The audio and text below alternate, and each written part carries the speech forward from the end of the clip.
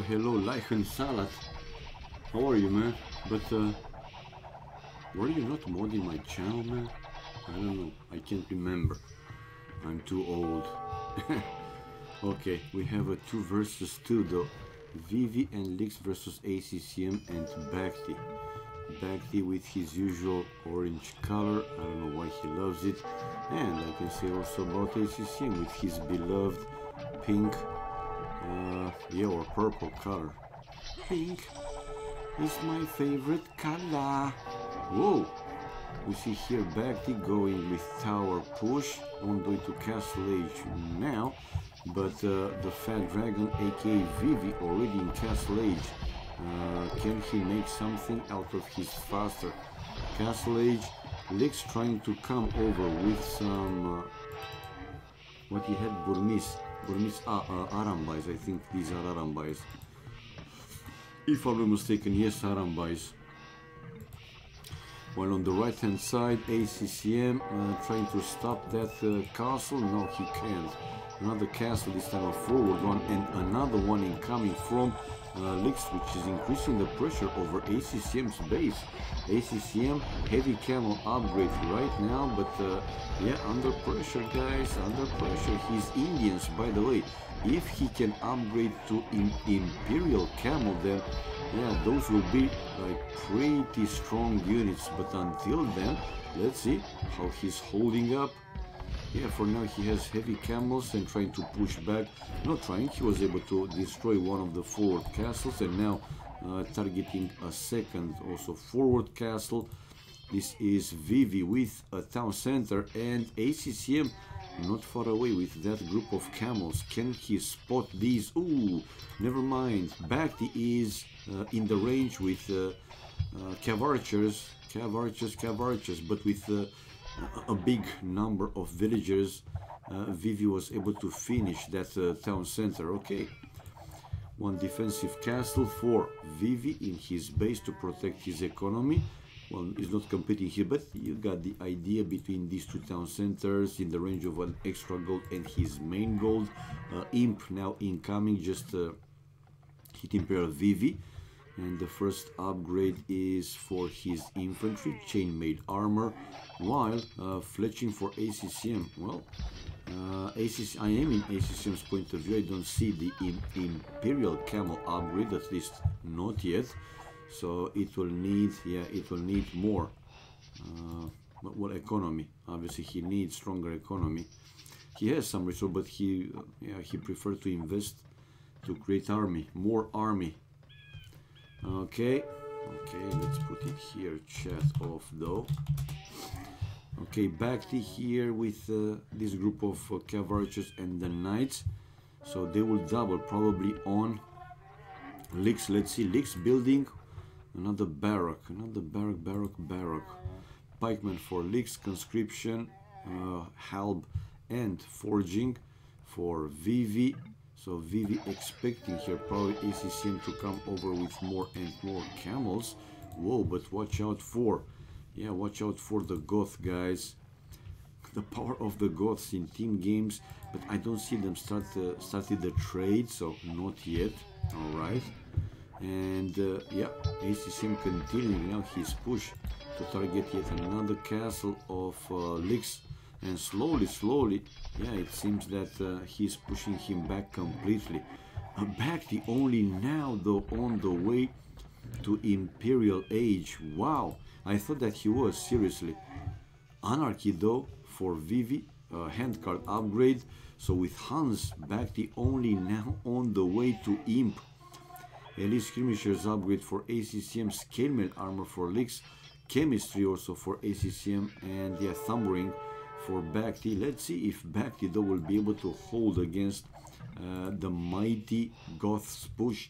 I see Vivi sending forward how many? 6 villagers. Okay, probably to build an aggressive castle. We will see. Vivi 147 population. No, he doesn't have. No, that's a castle. Yeah, forward castle. There you go, man. There you go. Not really close to Bhakti. He's probably he's afraid, right? He wants to play safe. He doesn't know exactly what type of army Bhakti has, and afraid of not losing the Vils and the resources, the stone, obviously. While, let's see. Well, here Lix, it seems that he will lose yet another castle. So, how many he has left in his base? Only one left for Lix to try and hold. We see though Bacti not paying attention to these defensive Huskers, and these Huskers actually killing his knights one by one. A few more archery ranges now built by Bacti. He is in Imp, and a few more upgrades as expected. Bracers, my bad. Heavy cav archers, and the third would upgrade, the two-man saw. So yeah, he will continue to create these heavy cav archers, but against the Huskers he will need extra. I don't think that with only those he will be able to hold. Hello, Mr. Dude. Hello to you, man. What's up? Not, yeah. Brothers, I know, man. I know. I mean, we are here in my channel, right? So we can feel free. They can never take our freedom. Joking. Okay. Lix population 106, and wow. If he continues like that, he will drop even below 100. So danger, man. Danger here for Lix. While now it's about whose attack, whose push will be stronger. Vivi's on the left hand side because Bacti, for now I see him playing defensive style. He has to counter these well, Huskers especially, and the Helms. Well, the Helms, it's not a problem with his heavy cav archers. More problematic though is the Huskers, and I see Bacti now upgrading to Cavalier, and we have markets for Bacti in one side of the map and markets for ACCM on the other side of the map. By the way, here ACCM can see these gold miners if he wants to go and kill those, and I'm pretty sure that he will send something, but for now he is focusing to push in his main base. Now 60 population for Lix. This is 1-0, guys. This should be 1-0 for the mighty Vietnamese team, guys. ACCM, and yeah, there you go. GG called by Lixus. Unable to hold against ACCM's full push. Skirmishers, heavy camels. He wasn't researching yet. The Imperial camel would require more, better economy, stronger economy. But even so, those were enough for ACCM to push. Like I said, Lix completely back, and not only that, check out the population for Lix, poor Lix. So 39. He already called it GG, but I don't know. Maybe Vivi thinks that he can win 1 versus 2. Was expected, right? This very strong push from the Goth, right? Not kept in check. Tushi is awesome. Tushi, yes, man. I love the Tushi series because you know that in those kind of movies it's all included, right? Breakfast, lunch, dinner, and especially the dessert. So everything is included. Right, finally he decided to call it a GG because a double would have come on him. So even with Goths, right, without sling or without enough trade, yeah, he could kept going some strong army for a while, but for how long? That's the question. Okay, 1-0, guys, for the mighty Vietnamese team, and I will change the names and the score, obviously. Military wise, ACCM with the most kills. Most losses was for Lix in the end. Largest army also for ACCM, 60 economy, no sling whatsoever. ACCM with the strongest boom, except stone, which was best for Lix. ACCM had best food, wood, and gold.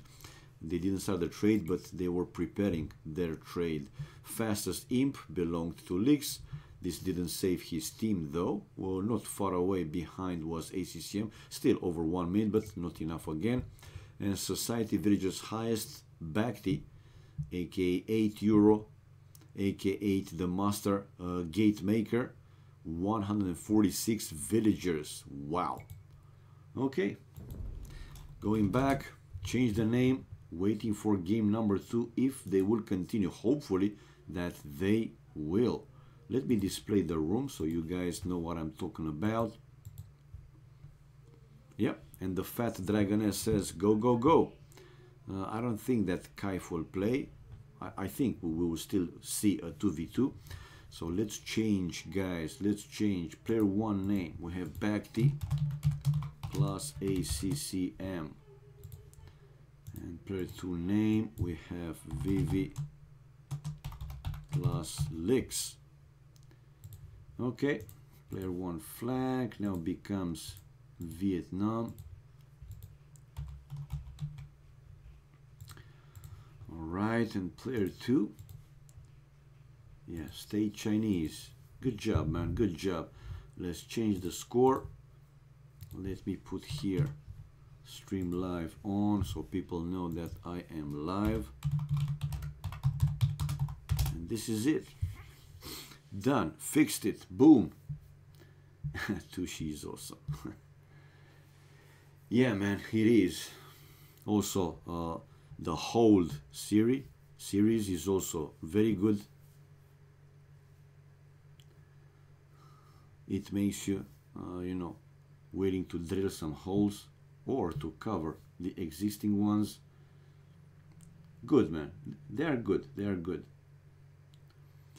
All right. Already we see the spec delay displayed. Man, these guys, they don't lose time. Good job. Good job. Okay, let's close some unused windows. There we go. Made my desktop breathe a little bit more. So game 2 incoming 1-0 for Bhakti plus ACCM. Game 2 incoming. Game 2 incoming. Ooh, nice to see Juanito in Medieval Siege. Haven't seen him in a very long time. Haven't seen some games, 1v1 or team games with him lately. Okay, here we go. Game number 2. It's another desert like Arabia with these Celts. These are goats. And check out the sound.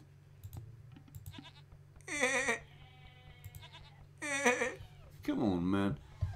It's awesome. Right, now, chat off. We don't want to get interference from the specs. Civilizations, Celts, Goths, this time for ACCM and Bhakti, and the other guys, Turks and Aztecs. So not a single new civilization from the 13 ones, even though they're playing with the Warlord mode. Okay, so they have one elephant and two elephants instead of the boars with more food, 400 instead of 340 food, while the zebras basically replacing the Bambis, the same amount of food, 140, and instead of the wolves they have lioness. By the way, let's go for Celts. What's been added with the mod: stronghold, castles, towers fire 25% faster, and team bonus siege workshops work 20% faster. Okay, team game, it's applying. Hello Opera, hello to you, hello everybody else watching the stream. Welcome, welcome people. Now moving on to Bhakti's Goths. I didn't display it in the previous game when Vivi had Goth. For them, what's been added? Nothing. They have the same unique unit and anarchy with the perfusion, so it seems that nothing added for the Goths. Now continuing to Lixus, for Aztecs, what they have is Atlatl, Castle Age Tech, Skirmishers, Genitors +1 attack and +1 range, and the usual team bonus. Yeah, relics generate +33% gold. Pretty good, pretty good. And the last but not least, obviously, it's Turks. For Turks, Sipak, Cavalry Archers, Genitors +20 hit points. And that's a team bonus. Gunpowder units are created 25% faster. Still streaming Chinese Arabia games. Go to watch Snowy Arena. This is Boa map. Yeah. This is Boa. Yeah, Boa map. That's boobs or ass map, man. Africa, not Arabia, noob. Yeah. It's like I said, it's boobs or ass. I know, man. I know. Opera. what can I say, man? You really love to watch Terrorinho? Go watch him, man. What can I say? Seriously, I mean, show him your support, show him your love. Great player, great dude. Yeah, but you know, if I have an option to stream something different, first of all, than Black Forest, which I just it's not to my taste. Again, it's not that I hate it or but it's not to my taste. So boring, Black Forest. Then Arena. Yeah, well, Arena lately with the new strategy, let's say, the new meta, right? Fast attack and so on, made it more or less attractive, let's say. 16 population, Fat Dragoness. So the pairs now, to the right hand side of the map we have Vivi with Turks, he will be versus ACCM with Celts, and on the left hand side of the map we have the other two players, Bacti with Goths versus Lix with Aztecs. Now Lix is sending for his second elephant. An elephant going up and down, going up and down. Okay, so ACCM just spotted the Turks incoming with the second elephant to his town center. By the way, any of you tasted elephant meat? Seriously, I have no idea how it tastes like. I'm just asking, man. You can never know. Maybe some of you could taste. These berries looking quite dandy. It will take some time until I will get used to them, but it's okay in the end. And now the second Alex to the town center. They have to be careful about Alex. This is Alex, and this is a Marty. Madagascar. Loom now for Vivi, so it seems that he will be the first, yeah, first player on the way to fuel age. I don't see any Drush. It's minute, okay, it's minute 750, and building the barrack. I think he's building the barrack just to have it. I don't think that Lix will go Drush, but where is Lix's usual, you know, tower push lately, man? Did he change his style again? After Vivi's faster fuel age, we have Bacti with the other three players, Bacti followed by ACCM, and the last one, Lix, on the way to fuel. The difference between these three players, only 3 seconds, man. 10:17 for Bacti and ACCM and Lix at the exact same time, 10:20. Barrack now for Bacti, and we see, oh, ACCM here with a wall, palisade wall in front of his TC as he's facing the Fat Dragoness. 2 villagers on gold, and let's see how many. 2 for now, 2 militias, and the third one now on the way to fuel age. While let's see, will Vivi play the same? For now he is also palisade walling on top of his town center, down or below and to the left hand side. So yeah, wall and more walls. I mean, Opera here has a point. Why not watching Arena straight away, since so many players lately, they are transforming any type of map into Arena basically. Oh man, here we see the Fat Dragoness playing damn aggressive. Okay, Boa map too open though. Compared to some, you know, desert-ish maps, not that much, man. Oh, and we have Scout fighting Scout, but now, thanks to his 4 militias, ACCM able to deal a lot more damage to Vivi Scout. Vivi was really annoying with his Scout, by the way. Okay, bought enough time. He has now a stable and coming out with more and more scouts, while Man at Arms upgrade for both ACCM and Lix in early field age. Like I said, these are very strong. The Man at Arms very strong, but in you know, mid field age, late field age, then they're becoming less and less strong, because with ranged units, if he will go some ranged units, then these Man at Arms can be countered. Well, 1 for 1, the scouts fight in the end, so each of them lost 1 scout, Vivi and ACCM. Now these men at arms will have to find another way to go in, maybe where are only the palisades, but I'm pretty sure that Vivi will send villagers to build even stone wall if he needs to. No lakes or I'm blind. Nah, it's no lakes, because this is not you know, Arabia. There's like I mean, it is Arabia, but it's a variation of Arabia. Look at this. This map was created, or let's say tweaked, call it whatever you want, trimmed for Battle of Arena, or boobs or ass Arabia. Okay, that's why you don't see like it was with the situation with dry Arabia map, where also in a desert-like ish right land, they didn't have those ponds, oases, lakes, whatever you want to call them. The same with this map. No problem, man, no problem. So yeah, remember, whenever you see boobs or ass Arabia, you don't you will not see these lakes. But you know, those lakes bringing you can use one strategic element, the ranged units, often right in those small lakes, in case they are being followed, chased, right, you can put them between that small lake, on the shoreline, basically between the lake and the forest. And with that gone, you know, ranged units, it's tricky. They can get caught by scouts, by knights. You know what I'm saying? Battle of ass. Or battle of ass. Boobs or ass. Battle of asses. Yeah, man. Battle of asses. I like how it sounds. You're right, man. You're right. Right. So torture ranges for ACCM with Celts. Yeah, you often, if not all the time, we see two archer ranges, infiltration going archers, thanks to their faster lumberjacks. I think 33% faster. Let's check it to make sure. No, 15, but still enough.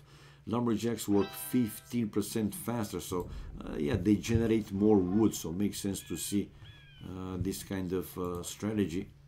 Archers, and more archers. While check it out, ACCM trying to destroy that destroy that lumber camp, and he's sending his archers probably right there.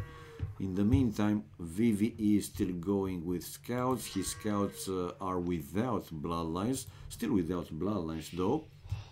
Wheelbarrow for leaks. Okay, Dang Dem Kung Wa, no idea what it means. Hopefully I will find out one day. Oh, and we have Bhakti though with a small group of archers, forcing here Leaks to run away with the lumberjacks, but not before losing a number of villagers. One is down, the second one to follow, and probably even one more to go down. Okay, Leaks also has, some men-at-arms, but men-at-arms against two men-at-arms from both players with archers, and we have now scouts. Ooh, Vivi scouts penetrating Bhakti's base, man. He is inside and raiding. Yeah, his economy going to the farmers. Fast reaction, more or less, let's say, for Bhakti, building palisade walls to protect the woodline, the lumberjacks, and the stone miners to the forward forest, though he has one tower. But Leaks here is with one forward tower. By the way, the main goal, he should do the same to palisade wall. That is, obviously, Wheelbarrow ACCM fletching for Vivi and Wheelbarrow also. Now, let's see, the double still continues. If it does, where they are going. Okay, ACCM with his archers decided to go for Vivi, for Fat Dragoness, and now to destroy the palisade and go through to raid his base, his economy more in depth. While one villager incoming now for Vivi. Oh, it's too late. Houston, we've got problems. Houston, we have problems. Fast here, Vivi building a defensive tower to his main goal, but he lost one villager that one that he was trying to build something defensive. There are more villagers now sent by Vivi to finish that tower, and also sending his skirmishers to counter these archers. But I do feel that another villager will go down, and it went down. Another one, and almost one more. Ay, ay, ay. Man, these skirmishers, though targeting the archers, I mean, ACCM shouldn't stay like that. Even though he has these mana terms, he's keep losing archers one by one. While, let's see on the other side, Vivi running now away with his scouts, while back home he's coming out with villagers to keep that tower repaired, and the skirmishers, yeah, hitting on these archers, and the last archer went down. ACCM left with only 2 mana terms, and no, I don't think he will destroy this defensive tower. Villagers even used by Vivi now to deal with the last mana term. There you go, and we see ACCM on the way to Castle Age, while Lix coming forward with a few more villages, 3 more, or are these guys from the first forward tower? I don't know. Yes. We have tower hitting on tower. Lix to keep that one repaired or not. No, man, these villagers are cheating. How they can, you know, teleport or transport, you know, beyond the palisade wall. For now, though, ooh, we see Lixin coming with a few Eagle Scouts.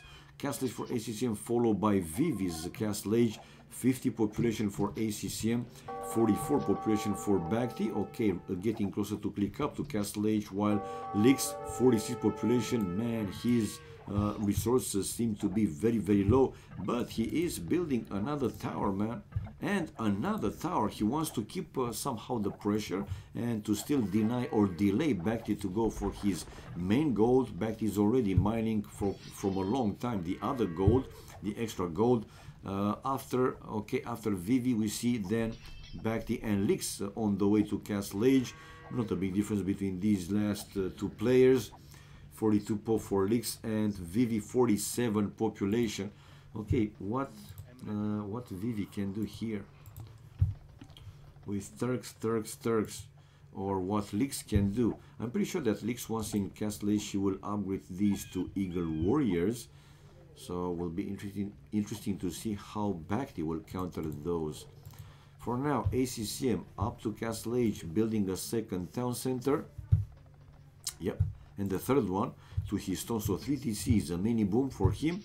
He has already the crossbow upgrade with Bodkin arrow. So yeah, these guys are pretty strong. 47, 60 population ACCM in full booming mode. But will he send his crossbows to help Bhakti? Yeah, still countering here Vivi's by now light calves, because once up to Castle Age for Turks, they upgraded automatically from scouts to light calves. So we see Vivi with 1 kill. He didn't lose yet any light calf, but able to kill 1 villager. These are so annoying, by the way. And now Bhakti, no, lost another villager. Man, why is Bhakti so stubborn actually, and not sending? Now he's sending, but he lost 3 or 4 villages. Man, these 2 light calves did their job. Unbelievable how sloppy Bhakti played. Okay, he killed the last light calf, but 2 light calves for 4 or 5 villagers. Why you're stubborn, man? That's my point. Okay, we see Vivi now chasing on ACCM, and this is what I was talking about. When you see in Arabia, he could find, you know, one lake, one oasis, pond, again, call it whatever you want, and he could put these guys in a safer place like that. The knights could attack from pretty much everywhere, and we see ACCM losing all his crossbows. Not a large number, but still losing all the crossbows and killing only 1 knight. Whoa! We see Vivi keep sending knights, knights to try probably and increase the pressure over Bhakti's base. Yeah, another knight going to the wood line and going to the stone miners, but now Vivi is the one to be stubborn, man. When you see that the other player has you know, these annoying spears, you expect them to upgrade even to pikes. So don't be stubborn and keep sending. If you do, then send a larger number, not only 2, 3, 2, 3. And check out now Bhakti with a mini trap set. Palisade wall. Will he kill one of these knights? For now, no, he didn't. And got, yeah, both of them, not only one. So both those knights going down, while as expected, Lix with the Eagle Warrior upgrade, he has 2 forward monasteries. So I think they want to double on Bhakti on the left hand side. Okay, ACCM will have to come to his base, to Bhakti's base, to help him with the double. 86 population for ACCM, 86 guys, while the highest in the other team is Vivi with 62, 87, so 25, man, 25, whoa. Now house stealth 90, he will build a few more houses between the 2 forests, and they will let Celts boom, yeah, unbelievable. They are letting the Celts boom to Imp, and we know how strong the Celts can be, man, in Imperial Age. But I think they want to get rid of the Goths. Probably, yeah, the Chinese team, they consider that the Goth is more dangerous. So I think they're trying to deny him or not allow him to build a very strong economy, to go to Imperial Age, and from the Imperial Age to use the Goths' power, spamming speed, you know, crazy, obviously. But yeah, you have a very good point. Are you letting the Celts do the full boom? Seriously? Oh, hello Michael. Hello Michael.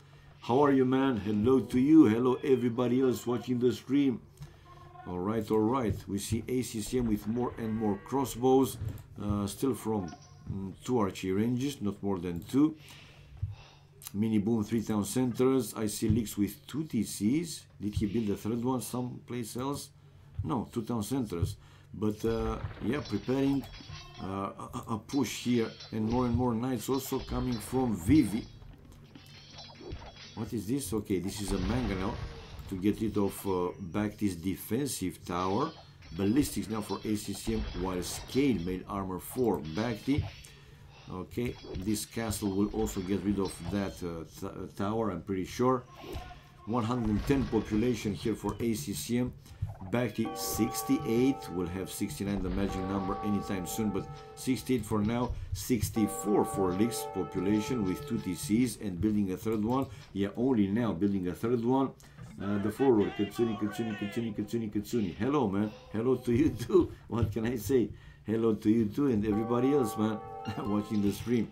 79 population for Vivi, but ACCM 118, and he decided to send his defensive army forward. While, oh, it's a full counter, man. I mean, the Huskars are good to deal against Eagle Warriors, but let's see how many of these Huskars Lix will be able to convert. Now, though, the monks, they don't have too many hit points, but still, he has some upgrades. Squires for Bhakti, long swords, okay. And, ooh, lucky ACCM that mangonel actually missed a full hit. Oh, ho, ho. We are fine, Zerkno, hello to you too, man. Battle of the Asses, I love it. Squires, long sword, so yeah, it's a counter. But now the knights, whoa, Vivi's knights on ACCM's base. ACCM, though, thanks to his TCs and the pikes, he will be able to counter those knights. Vivi wanted to surprise here ACCM. Will he save these 2 villagers? Nah, ACCM even sending the villagers to build some farms, man. You gotta get rid of the knights. ACCM 119 population, 88, and now 118, so 20 something more for ACCM, but don't lose villages completely for free, man. Guys, don't play stubborn, man. That's the idea, right? If you lose something, try to also kill something in return. Don't stay like that. Now back with another town center to his main goal. Able to get rid of that one? No, he doesn't have fletching, so the castle, as surprising as it is, doesn't reach that tower. I cleaned every 2 weeks. Ooh, I need clean fish tank. Man, this is not good for fishes. Needs to be clean for the video. Ah, What are the deer doing? Deer? You mean sweethearts, like deer, like chicks deer, or the deer from the map? Nah, man. In this map, in Battle of Asses, you know, Arabia map, you don't have deer. You have goats, you have zebras, you have elephants instead of boars, you have lions instead of wolves. So it slightly changed. The deer from the map. No deer, man. Only some zebras. So yeah, here, going back, guys, it's a full push indeed. And that tower went down. Now, any player on the way to imp or getting close to click up imp, ACCM, probably with the highest chances to go up to Imperial Age. The first player to go up to Imperial Age. His economy seems to be really good, though. Ammonia and nitrate, okay? So lower the nitrate. Fish tank videos. Yep, it's going to be some fish tank videos. You will meet, you know, some top players, some top casters in Michael's fish tank. So stay tuned, man. It's a forward castle for Vivi. Now he's trying to go aggressive on ACCM. But seriously, wait. These knights obviously can change the situation. Look at the population, man. Look at the population. ACCM still didn't went more than 120 population. He's still in the range of 110 plus, 112 for now. Vivi, though, able to catch up somehow 105. But we see Bhakti also 102, 190 for leaks. So it seems that the double will move from Bhakti to ACCM. Oh, for now though, ACCM, thanks to his crossbows and a few more pikes, able to kill some villagers and forcing Vivi to run back with his forward villas like that, buying some extra time. And this might be important because now he is preparing to build another castle to be in the range of Vivi's forward castle, and even more, ACCM on the way to Imperial Age. Handcart for leaks. Okay, and coming out with wood raiders, a few more crossbows, a few more pikes also. These crossbows probably will target the builders, the villagers. No, they're not targeting the builders. And check it out, now we see ACCM trying to finish the castle while Vivi closing the gap with two mangonels. Bangomels, can they do something? The Bangomels, don't stop me now, come on, kill the veils. Building the castle, don't stop it now. Ooh, and the first monster hit and the castle still not finished. Ooh, but now ACCM able to finish also his defensive castle. And bye Bangomels, bye forward. Yeah, we see Vivi on the way to imp, but man, between ACCM and Vivi it is over 1.5 minutes, man. So over 1.5 minutes, Kells, I'm pretty sure that at least one trib from one of the castles incoming from ACCM. But is he building a few more siege workshops? I don't see ACCM with siege workshops. Why not, man? And this is the Alex, man. Alex the lion. Yay! I like to move it. I like to move it. I like to move it. You like to move it. There you go. Enough, it's enough. Imperial Age, now for leaks. Whoa, leaks faster than Bhakti. Not a big difference, but still slightly faster. Okay, oh, and check out Alex the Lion going for Lix's villagers. Man, these are looking so funny. Look at the lion jumping. It's almost like that lion wants to lick that villager's face. What the fuck, man? How can a villager kill a lion like that? Are you for real, man? What the hell? Oh my god, okay. We see here Lix going for an extra stone, cause why not? And ACCM up to Imperial Age. He has a few petardinos inside and creating now trebs from each of his castles, while he will need here a few more houses like a wall. Man, late Imperial Age Turks can be also pretty annoying. They have by default, once in Imperial Age, they have chemistry free, so they can build already bombard cannons, right, and hand cannoneers, but the Janissaries will do obviously. Wow, 128 population for ACCM, 136 population for Bakhti. So Bakhti now with more population. Then, like I said, ACCM was doing great, but from like late Castle Age, and now early Imp, man, he wasn't able to go more than 120 population, even though his booming was pretty damn strong. Now markets, or markets wannabe, look at that lion, man. I mean, who did the animation? This is a pretty bad, really, a lion is jumping like this.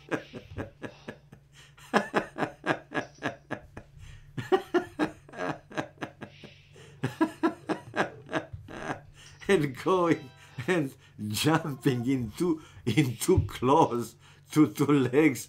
Look at the poor lion, man. How can somebody make fun of a lion with this kind of animation? And jump into legs. Okay, let's see. Conscription, elite skirmishers for ACCM, illumination for leaks, and one of the forward castle is down. Now let's see ACCM moving his troops forward to destroy the other forward castle of Vivi, but watch out for the bombard cannon, dude. You're gonna lose your troops, man. One trap is down. Okay, he was trying now to target the enemy bombard cannon, and another trap going down. That's why, man, use the Celts' power. Their siege weapons are the strongest in the game, so yeah, use that bonus, man. And another, probably another, another trap will go down until we'll get packed. There you go, man. There you go. Only one trapped trebuchet left from the 4 ones. But still, the Vietnamese team is in the lead. This is a wall with houses, a chain of houses like a wall, while we see guilds for the Fat Dragoness. Bakhti 165, 64 population. Okay, and markets, not yet markets in one side of the map, so they are delaying a little bit their trading. To start the trading. Whoa, we have the leaks with elite jags already, and Garland Wars. Man, these will make these units, that upgrade will make these units super damn strong. You will see. For now they have 12+6 attack, 12+6 guys, and to be increased even more after the blast furnace. And Bakhti though countering with champions, but these are Goth champions which are lacking some of the, I think the last armor upgrade. So man, these elite jags probably will destroy Bakhti's army, unless Bakhti will be able to mass way more champions, man.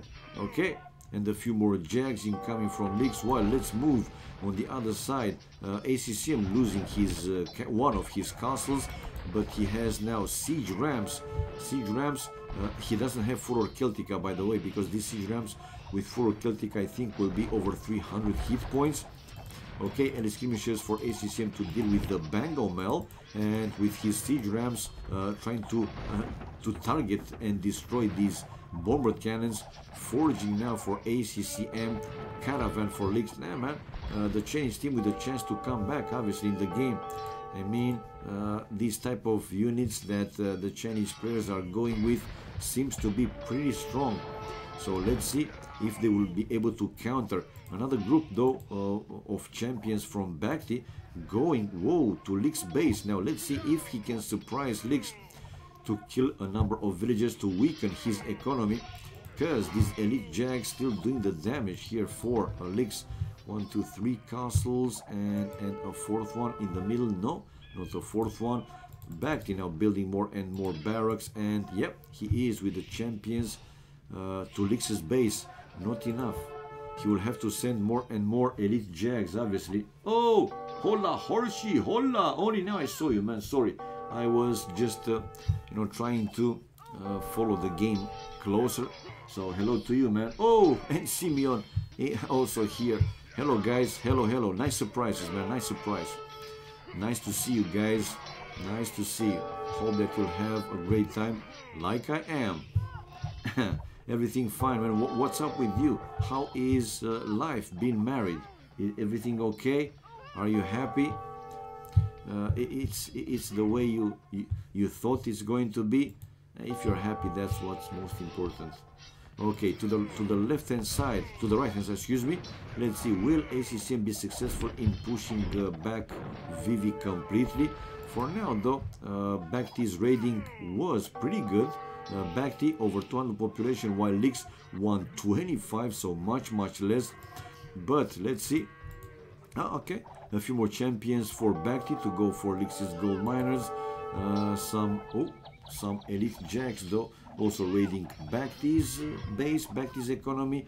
Botkin arrow for Vivi though, and the push from Vivi still continues. Let's see, will they be able to come back and push even more? Whoa. Aha, there's something weird with your overlay. My overlay, Horsey, is the same, man. It's the same. I mean, it's a team game. That's why it seems to be too long. Okay, so 148 population for Vivi. Vivi researching now brothers though. Watch out, wherever you are. Okay, 146 brothers, 149 though. Okay, and a treb again for ACCM trying to one more time destroy the very forward castle of Vivi. But let's see, it's for now still the Vietnamese team in the lead. But will they be able to maintain this kind of pressure? Because I don't know, I really got the feeling that the type of army for the Chinese team might be stronger. These champions though, Bhakti's champions, they did a really good job, able to keep up with Lix's army. But yeah, there we go, man. Now the Chinese team taking the lead in the score. Yeah, seems that ACCM with Celts is simply unable to hold against Vivi's Turks. Iron casting now for ACCM, so the +2 attacking upgrade, while can now Bhakti send something there to save ACCM. Man, yeah, ACCM losing another castle. Was a defensive castle. Ay. Things are looking dangerous for the Vietnamese team, especially here on the right hand side for ACCM. It seems that Bhakti though was able not only to stabilize but to also take the fight successfully against Lix's type of army. But man, still these elite jags, they are so damn strong. And one more time, since the ghosts are missing the final upgrade, I think the final armor upgrade, yeah, his champions are not that strong. ACCM's resources, well, he still has something, but not that big, man. Not that much, not that big. Okay, another attempt for ACCM to destroy the very forward castle. And these are the skirmishers. He should micro, exactly, micro to target specifically the hand cannoneers. So, finally, we see the siege ram for ACCM doing some damage and destroying one of the forward castle, but will that be enough? Let's not forget that Hussars for Turks, they come free. I mean, Vivi didn't have to upgrade to those Hussars, so not investing some extra economy, and these guys are pretty good to deal with the siege rams. And I'm pretty sure that Vivi will continue to create more and more to counter specifically the siege rams. Alright, to the right hand side, let's see, for now ACCM still holding, and now the siege rams able to buy him some extra time. To the left hand side though, let's see, oh, Bhakti with the full push. Well, with a full push he was able to destroy finally that castle of Lix and can send his champions to kill these gold miners. And this game is still not over, man. This game is still not over. But like I said, I kind of feel that the type of army for the Chinese team is stronger than the type of army for from the Vietnamese team. The champions, Goth's champions, they are very good, but still, like I said, lacking the last armor upgrade. ACCM, if ACCM could have gone Elite with Raiders, I don't know, man. Those guys are very, very good, to be honest. Let's see. Lix researching now long swords. Okay, so from elite, Jags, he will switch to standard infantry. It makes sense to see him researching the infantry line, because he will lose another castle. There you go. With only 2-3 villagers, he won't be able to keep that castle repaired forever. Right, so one more castle going down and left with only one back home. And we see again now the Vietnamese team taking the lead in the score. Trade started already for the Chinese team. Markets in one side of the map for Vivi, and markets for Lix on the other side of the map. The same though, situation the same for the Vietnamese team. Let's see the trade cards: 14 for Lix and 5 for Fat Dragoness for Vivi, while only 3 for Bacti. So the Chinese team, they started the trade earlier in the game. Now at the pop limit ACCM, but very, very low with the gold, almost no gold. Bacti also pop limit with enough resources for gods to spam more army, especially infantry, and especially that it is cheaper for the gods. Okay, army wise, let's see army difference: 66 for ACCM, 78 for Bacti, while 47-40. So yeah, clearly more army for the Vietnamese team, the Vietnamese players, and Bacti able to destroy the last defensive castle of Lix. Okay, while ACCM, you see, man, when you take advantage of the strong thing for the civilization, yeah, this is good, man. The siege ramps, oh man, but look at ACCM trash army. Oh, and poor Vivi, man, he was trying to go with the hand cannoneers or competed to run away, but left with only a few of them. But the ACCM shouldn't follow, with all his army, this small group left of the hand cannoneers. Seriously, I mean, he should consider to micro, just send here most of your army to deal with Vivi's attacks, with Vivi's raidings. Man, don't be stubborn. Parthian tactics now for Vivi, while this is another castle for ACCM. Okay, while Vivi with one trap to try and destroy that one. So Vivi with another castle is not a defensive one, not a very aggressive one, still protecting the extra gold and the extra stone with one bombard cannon and one trap. Vivi hoping that he can destroy ACCM's castle, while in the middle, from the middle, oh man, okay, we see a monster fight here. Champions from Bacti and way more elite Jags, man. The elite Jags now destroying here Bacti's champions. Ay. Whoa.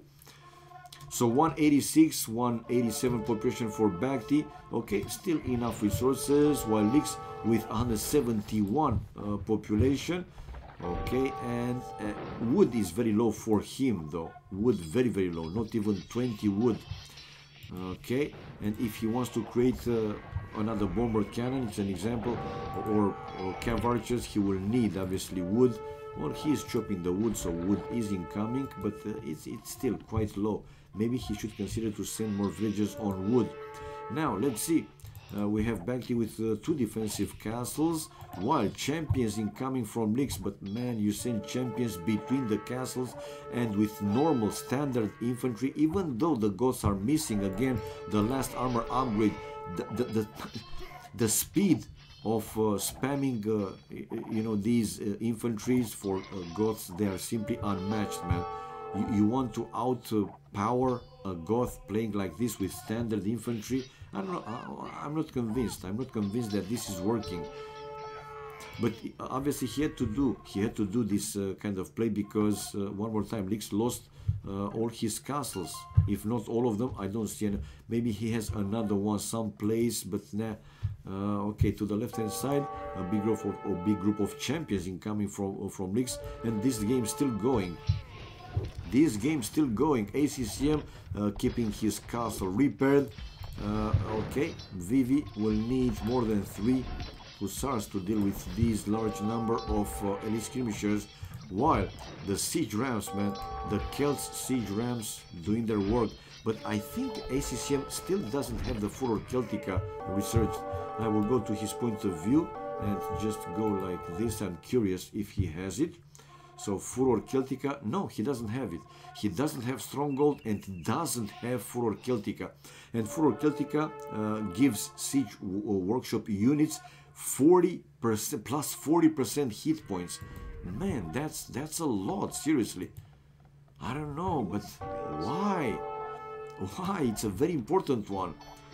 Okay, let's see. Hopefully that he will be able to research this important upgrade, in my opinion, and to have his siege units even stronger than they are. For now, he's still trying to destroy the last forward castle of Vivi, while to the left hand side, champions to destroy these markets, but he should really consider to actually raid back this base, back this economy, instead of destroying only the markets one by one. Will he be successful though? He might be, but okay, 2 more markets. Bakti is building more markets. Full fight. It's a bit unclear which is red, which is orange. The colors are pretty close. And yeah, Bakti able to win this one, this small fight. And to the right hand side, yeah, ACCM still pushing with the siege. These are the ones that actually, yeah, is doing the heavy work, I should say, for him.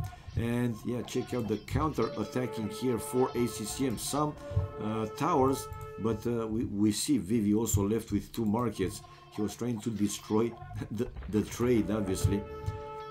And League still with these number of elite jags. Elite jags. Okay, able to get rid of all the units, while that castle is still in place, man. It's very hard to work with. Really, you should some tank. Ah, you guys are talking about fish tanks. Okay, we have some experts here. When I was younger, much younger, I had a tank, but a small one. You know, it was like a hobby, not hobbit. It was a hobby, but nothing too big. Nothing too big. Not in a professional way, or just, you know, childish, kiddish, whatever you want to call it. Okay, one more siege ram going down, and Vivi still keeping his forward castle. I don't see any player advancing more than they did. For now, Bakti is the one to mine that extra gold. Walls for Lix to somehow protect their trade, and Bakti is rebuilding some of his destroyed markets. Pop limit for ACCM, but ACCM again clearly needs more trade cards, man. He doesn't have enough gold. ACCM's trade 22, but even less for Bakti, 11, while 22 also for Vivi, but 33 for Lix. Man, oh man. I held my presentation. Oh, how did it go, Horsey? Are you free, man? Are you now having a free time to go for the chicks and to play the games, to listen to some good music and whatever, get high, you know? Tell me, Horsey, all went well? Yeah, man, of course. I mean, he's here, right? So it went well. Already have the grades for it. Ah, congratulations, Horsey, and good luck for future ones, man. Good job. A+. Woohoo! We have, guys, a genius here. So another one that will follow Einstein's, steps and will get laid because he's a genius using the science, not like us, the plebs, with money. So okay, A+. So 158 population. Vivi still keeping that forward castle, and we see again the score switching between the 2 teams. Whoa, what the hell? And I thought that the Vietnamese team... Oh, only now I see Vivi with his cav archers in the trade line. ACCM sending here now these elite skirmishes to try and counter these. Let's see. Nah, man, Vivi is trying to out-micro. Nah, actually it's working. With the hill advantage, Vivi able to out-micro the elite skirmishers and still keeping his group of cav archers to the trade line. But now the Huskars incoming from Bakti to take him away off that trade line. This is a university tried there by ACCM. Man, ACCM seems that now it's suffering. with Lix also going to that side of the map with his champions, man, it seems that this attack is strong enough. ACCM on the run. He has one castle to somehow protect the trade route. Sipahi now for Vivi, and these Cavarchas will be with extra hit points plus 20, so I think 110, no, 90. Isn't Sipahi for the Cavarchas? Let's go to Vivi's point of view now, made me curious. Sipahi, cavalry archers, genitors plus 20 hit points, so didn't he just research that one? So why his Cavarchas are with... Ah, yeah, because with Bloodlines they are 70 and now 90. Yeah. My bad, man. So yeah, stronger. And we see the Vietnamese team calling it GG, man. So they were in a very good position until this late Imperial Age game. And it seems that Lix going for standard champions, and also Vivi maintaining constantly his pressure on ACCM.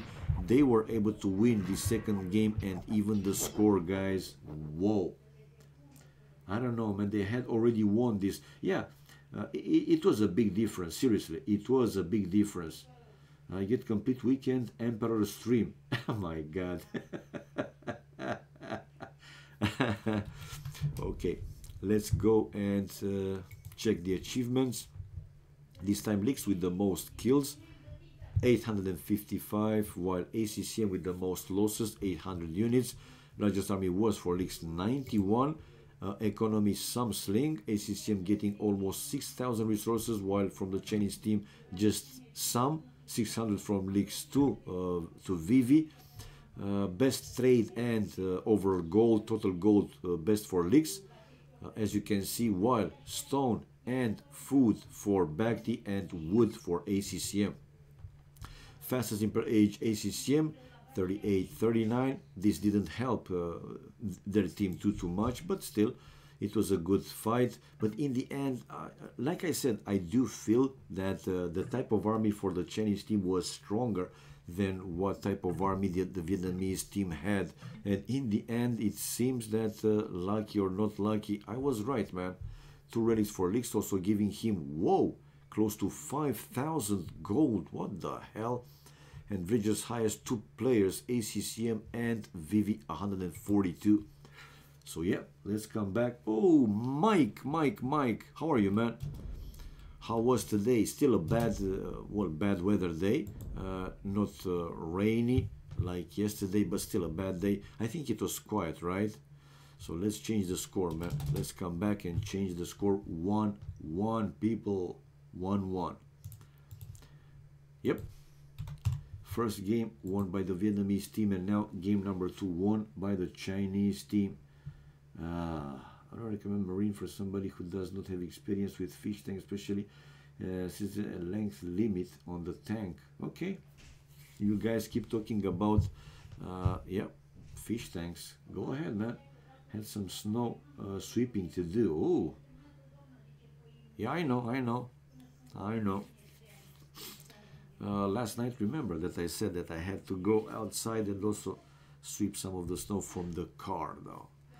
Okay, guys, game 3 incoming, 1-1. At this point, Bhakti plus ACCM versus Vivi plus Lix. Go, guys, go. All right. Now, let's check it out. Check it out. I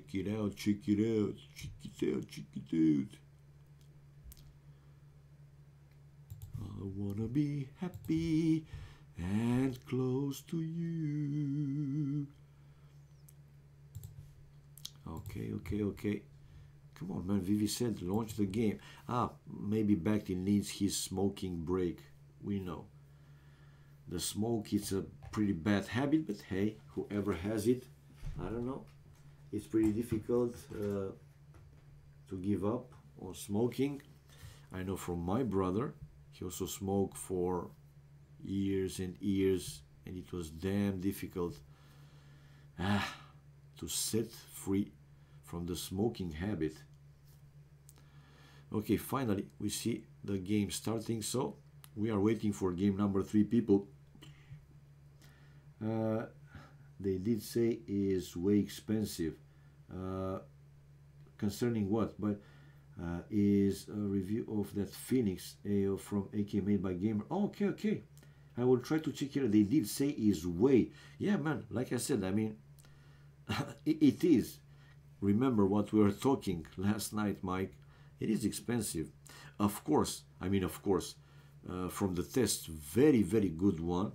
Super good one. But even so, very, very expensive. I totally agree. But whoever wants to stay with water cooling, Mike, and having, if not the top, but I think it's a top one, right? Then that's the way to go, man. You know how to overclock CPU, Horsey? Yes and no. I have some experience, but lately, right? I was into the overclocking years and years ago, like 6 years ago, 7 years ago. Yeah, with the new generation CPUs though, I couldn't stay in the hobby because for me was becoming too much expensive. I have an idea. Again, I'm not a pro by any means, but I have an idea. I want to overclock my CPU, but I have no clue. What is your CPU now, Horsey? Did you buy the Coffee Lake, or you still have the 6800 or 6850K? That one, the Skylake X1. So 6800K. Well, those were not very good chips, and the overclocking shouldn't be like very difficult. I imagine that now it's working default. I mean, everything default. You didn't try anything. Ryzen is better for streaming. Yes and no, Simeon. With Coffee Lake release, by the way, situation changed a little bit. And not only that, do you like my the quality of my image, Simeon? I mean, is the quality good? I'm streaming 1080p, so full HD, 60 frames per second, so 60 FPS. Linus Tech Tips say this. Well, Simeon, I did also my own testing, right? Comparison, CPU comparison, memory comparisons, video cards comparisons. Don't believe everything that they say, man, in YouTube. You know, best is to actually test yourself. You like it? Well, I'm streaming using the video card. So, for a while, I'm playing with the Coffee Lake with an 8700K running at 5 gigahertz. That's not the point.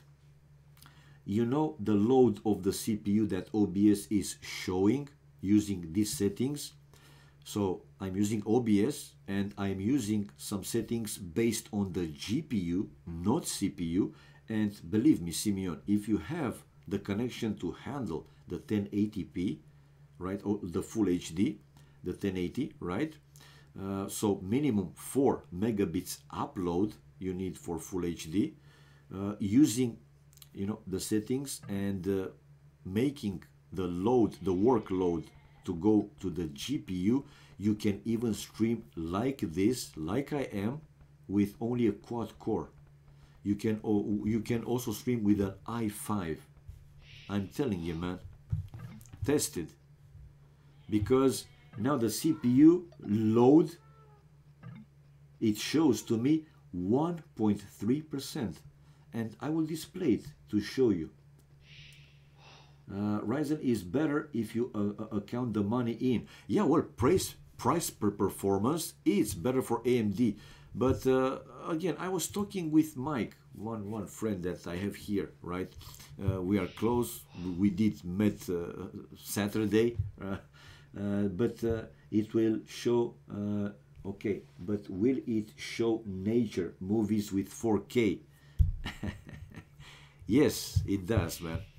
But Simeon, I'm telling you, man, if you have a new generation GPU, even you can use either AMD or NVIDIA's GPUs, so video cards, right? So like above 900 series. Even with 7 you can use it, but with 7 tested is not that good. But from 9, so 960, 970, 980 Ti, 1050, 1060, 1070, you got the idea, right? You can use these settings, and I will display them right to you. It's not a secret. Whoever wants to test it, to try it, you can guys try it too. And you can stream very high quality using mostly the graphic card in whatever 1080p, 60 fps, even with only a quad core, an i5.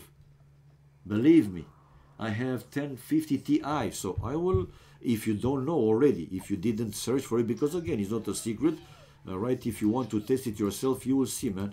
You can easily stream, even if you have an AMD CPU, man, a quad-core CPU, older generation, because again, the workload using these settings will go to the GPU mainly. So even though I have the Coffee Lake running at 5 gigahertz, one more time, I will show it to you. Not only to you, to everybody who's interested, right?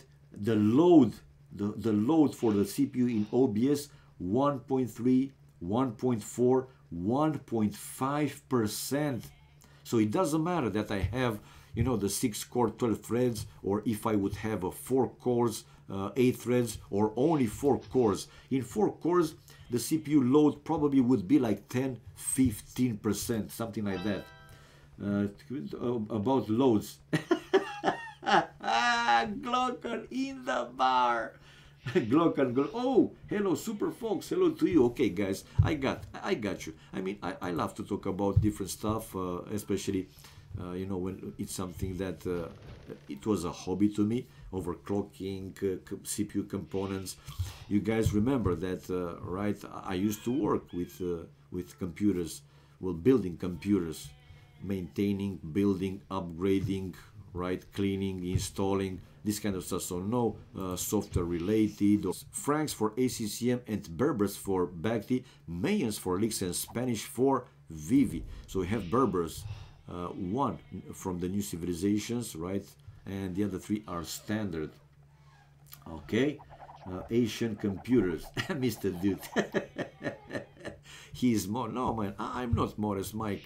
I never claim, you know, to be just, you know, be a hobby for me, the overclocking and the other stuff, man. Nah. Once held the world, yeah, I did. But that's a different story, man. Felt great at the time. Felt great, man. 20 population, man, losing some time. Do we see some forward or something? Not yet. We see here ACCM luring the zebras to his town center. Vivi, the fat dragoness with his scout, probably was trying to mess around. Okay, the first player on the way to fuel age is ACCM. He had 1 zebra, now the second one going to the TC to be on top of the world. Yeah, I know, man, I know. To have a world record, so to be number 1, the absolute number 1 in something, yeah, like I said, it feels great. It does. But it was, you know, we are talking, Mike, it was becoming much too expensive for me. Maybe if I could stay with some help in the field, yeah, I would have become more well known in the field. Yeah, without sponsorship, it's close to impossible, man. Viv is getting better. I think in the near future will challenge the Viper. I don't think so, Simeon, but yeah, he's a very strong player. I don't think that Vivi is stronger than Yo. And Yo's best achievement, I don't know if you were around AoC, you know, for that long. Yo was number 2. Remember that in the Maldives, in that top 8 1v1 Maldives live, it was like 4 years ago, I think, 3-4 years ago, 4 years ago, I think. Yeah, Yo came second. Viper won that one, and Yo, as far as I remember, he had a great start. He won, I think, the first 2 games. It was 2-0 for him, but in the end, Viper still won. Viper still won the match and the title.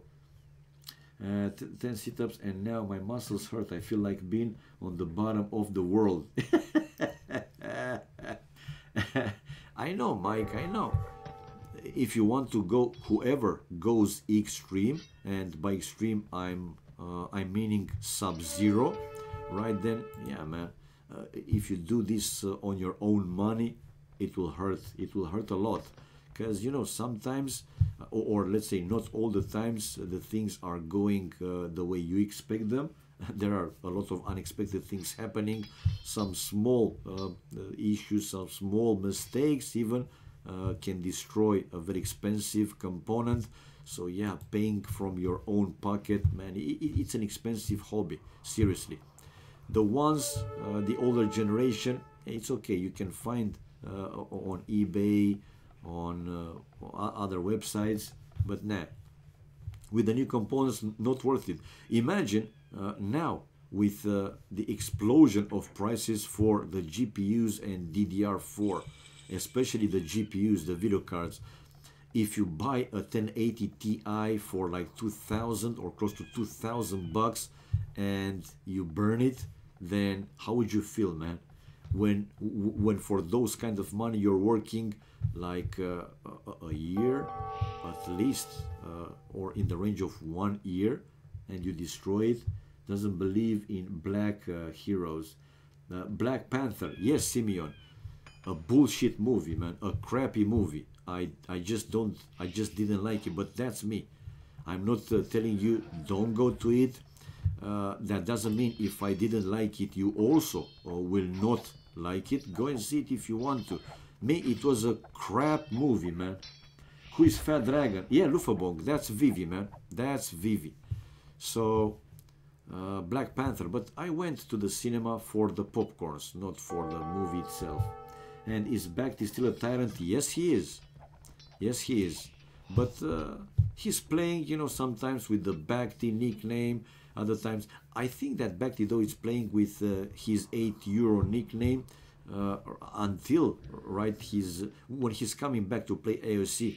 Because for a while, haven't seen him, right, or live or online or playing too much, right? But until he's getting in good shape, he's using other nicknames. VNS in Boa. I will go to the cinema for the eating. Yeah, I went to IMAX, Simeon. I went to IMAX, man, to yeah, Mall Cotroceni Mall to see it. So 3D IMAX, it's okay, right? It's okay, but nah, the movie is terrible. Even for a sci-fi, bullshit. But go and see it, man. You might like it. I don't know. There were a lot of people that enjoyed Deadpool, for example, and man, that one was one of the worst movies I have ever seen. But again, that's me, man. That's me. Talent is more of a loose group since the sponsor is gone. True, Lufabong. I mean, not necessarily that they don't seem to be organized. They are in the clan, obviously, but everybody is just playing on their own time. You know, they don't have those organized playing times when they were practicing for tournaments. They were practicing, and even not only for the tournaments, but they were gathering. Okay, there were times that you could see tyrants, you know, in a specific time frame of the day, gathering together, playing together, even if it was not preparing for a tournament. But yeah, with the sponsor gone, well, gone. Not investing or staying away from AoC for some time. Let's hope that he will decide to throw another big tournament anytime soon. Yeah, they are playing whenever they feel they can. You got the idea. Yep. Score. China 0. Oh, maybe somebody will fix this command. Any mod? Deadpool is exactly like that in comics. Yeah, Mike. Yes. If I were to read that book, I would have thrown it away after the first few pages. So yeah, I mean, if you like the book, the comics, you enjoy it, again, enjoy it, man. Good for you. Me, I don't buy and I don't like this kind of bullshit, crappy stories. Don't give a shit about it, man. You know, it's another term for it. I'm like emotionally constipated when it comes to things like that, and movies like that one. Okay, going back to our game, guys, we see leaks with a full wall, palisade stone walls in most area of the map, stone walls. The same for Vivi. Look at Vivi's now walls. Behind the palisade line, he's building a stone wall, and we see Vivi and ACCM on the way to Castle Age. The Vietnamese players not with a full wall, or they are not with a full wall. Bakhti also some wall. Okay, to the right hand side of the base he is fully walled, and doing the same to the left hand side. So yeah, Bakhti will also be fully walled. I mean, this is an Arabia map, but slowly is getting transformed into more like arena map. Okay, so what movie did you like from the last year? I don't know, man. I can't remember. I mean, Glockan, you gotta keep in mind I'm old and I do forget really fast, man. I do forget really fast. Anyway, Justice League was a disappointment. Still, it was a little bit better than Batman vs Superman, but it was a disappointment. Star Wars was a crappy movie. I mean, this new director almost destroyed the entire story. The heroes, the old heroes, are going down without anything significant. Like not even normal people. What else? Play Sudoku. It helps memory a lot. I liked Dredd. Watched it last year. You mean that one with the robot Judge Dredd? That one? Come on, man. How you can like this kind of movies, guys? Seriously? This is the world nowadays? You really like all those fantasy crappy stuff? But hey, I know it's a different world from what I was, growing in. The right person to ask details for, okay, at this point I think it's better for Gatsini to have a bad memory.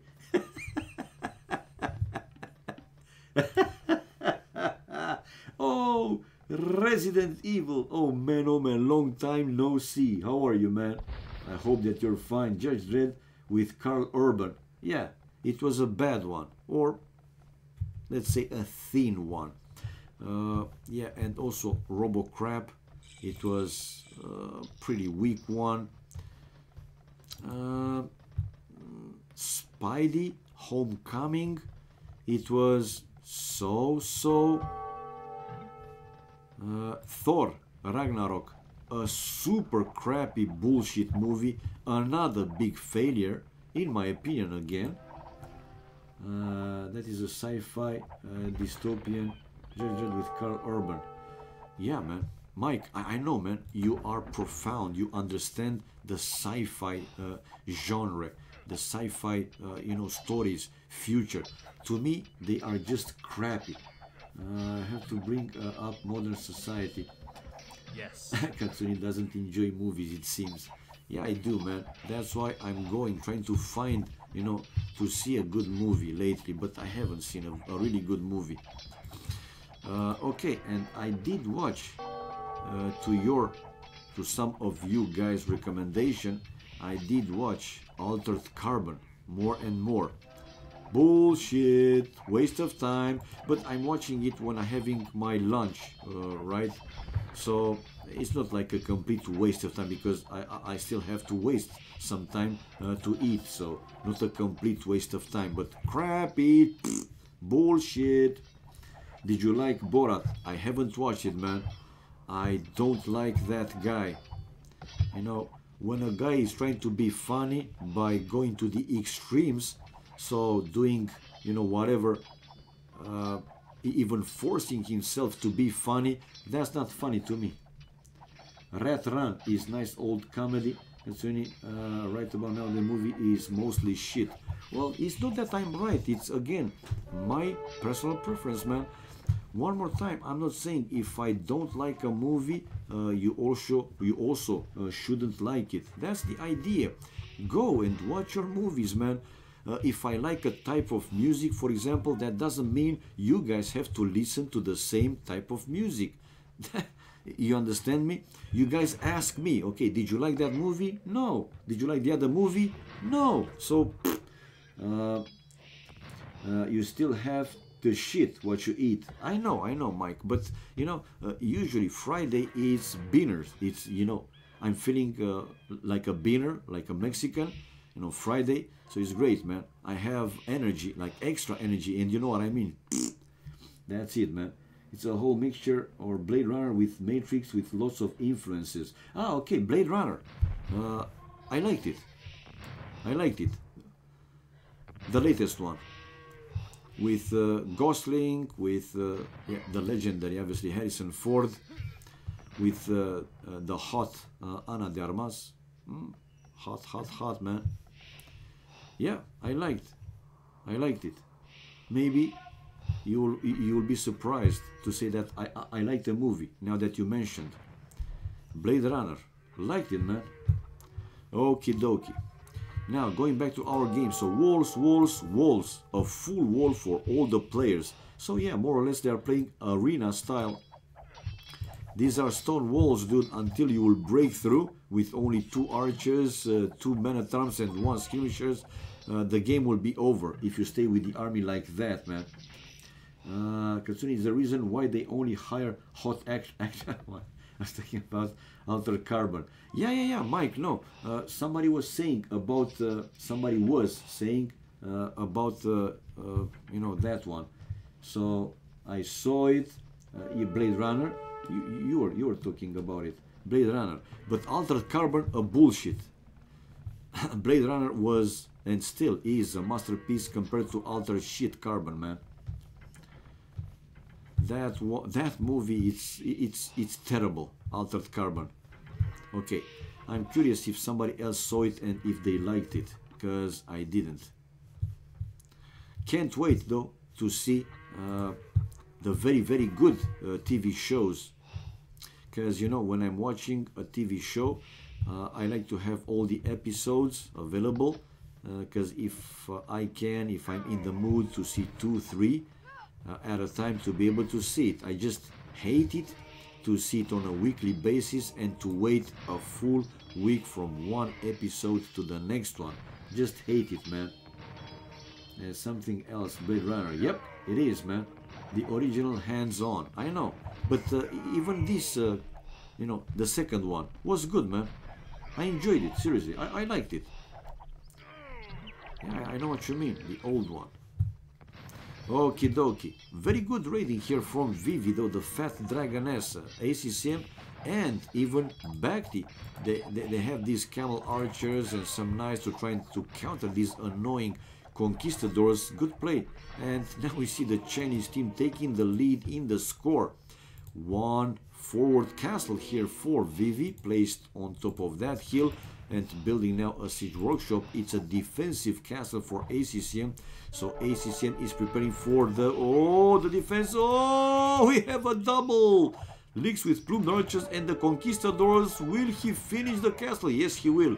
Even though losing some more villagers, yeah, that castle was almost finished. So finally he was able to finish, but yeah, taking down a few more villagers in the process. You might like it. What? Which one? Blade Runner, amazing. I liked it, man. Yeah. Blade Runner, I said it, Simeon. I liked it, man. Camel archers counter conquistadors.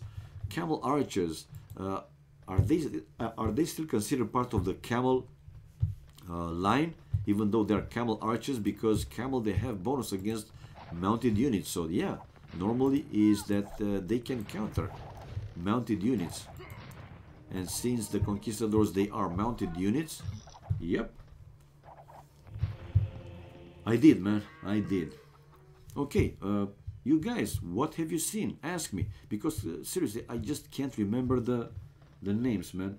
The Punisher, IT, the movie. I haven't seen it, man. This one is with the clown, right? Oh no.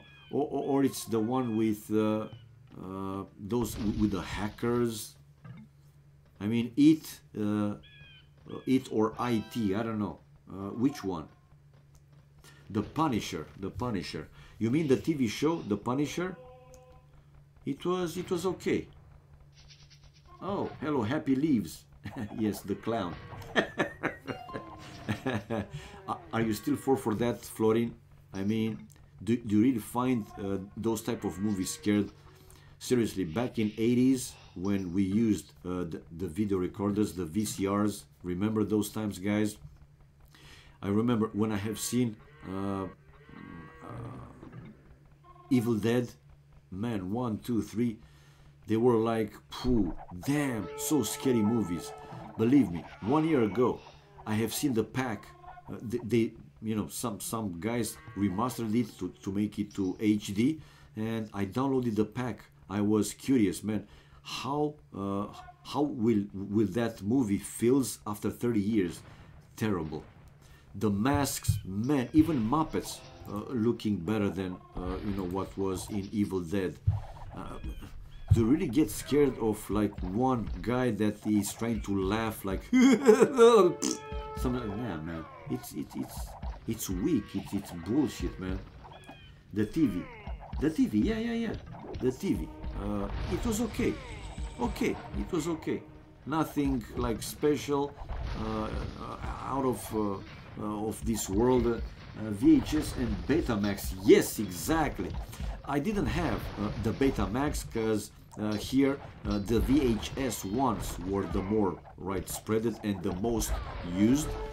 So yeah, we had those recorders for VHS types. But back in 80s, like I told you guys here, and Mike knows that, he can confirm you, in communism days, we had 2 hours program, TV program, during the week, man, between 9 and 11, something like that, or 8 and 10.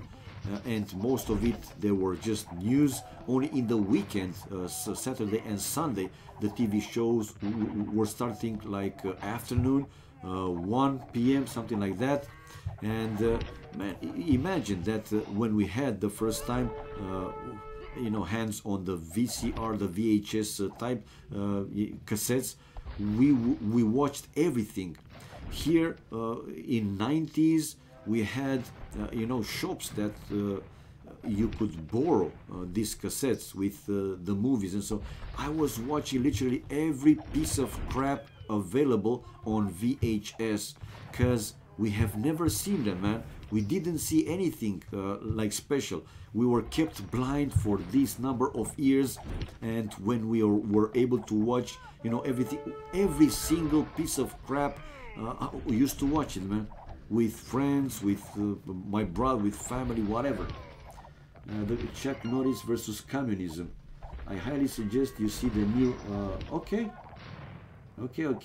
Now, well, Michael, we only had the VHS here in Romania, or at least me. Maybe there were other more, I don't know, wealthy families that they had it before that time. But the first video recorder with you know, VHS, I remember, was in '84 for me. '84. My dad and my mom, they could afford one, and they were so damn expensive back in the day, seriously. So '84, and in '85 we had the first color TV produced here in Romania with some help from outside. The tube, right, the screen was made by Toshiba. It was an original one.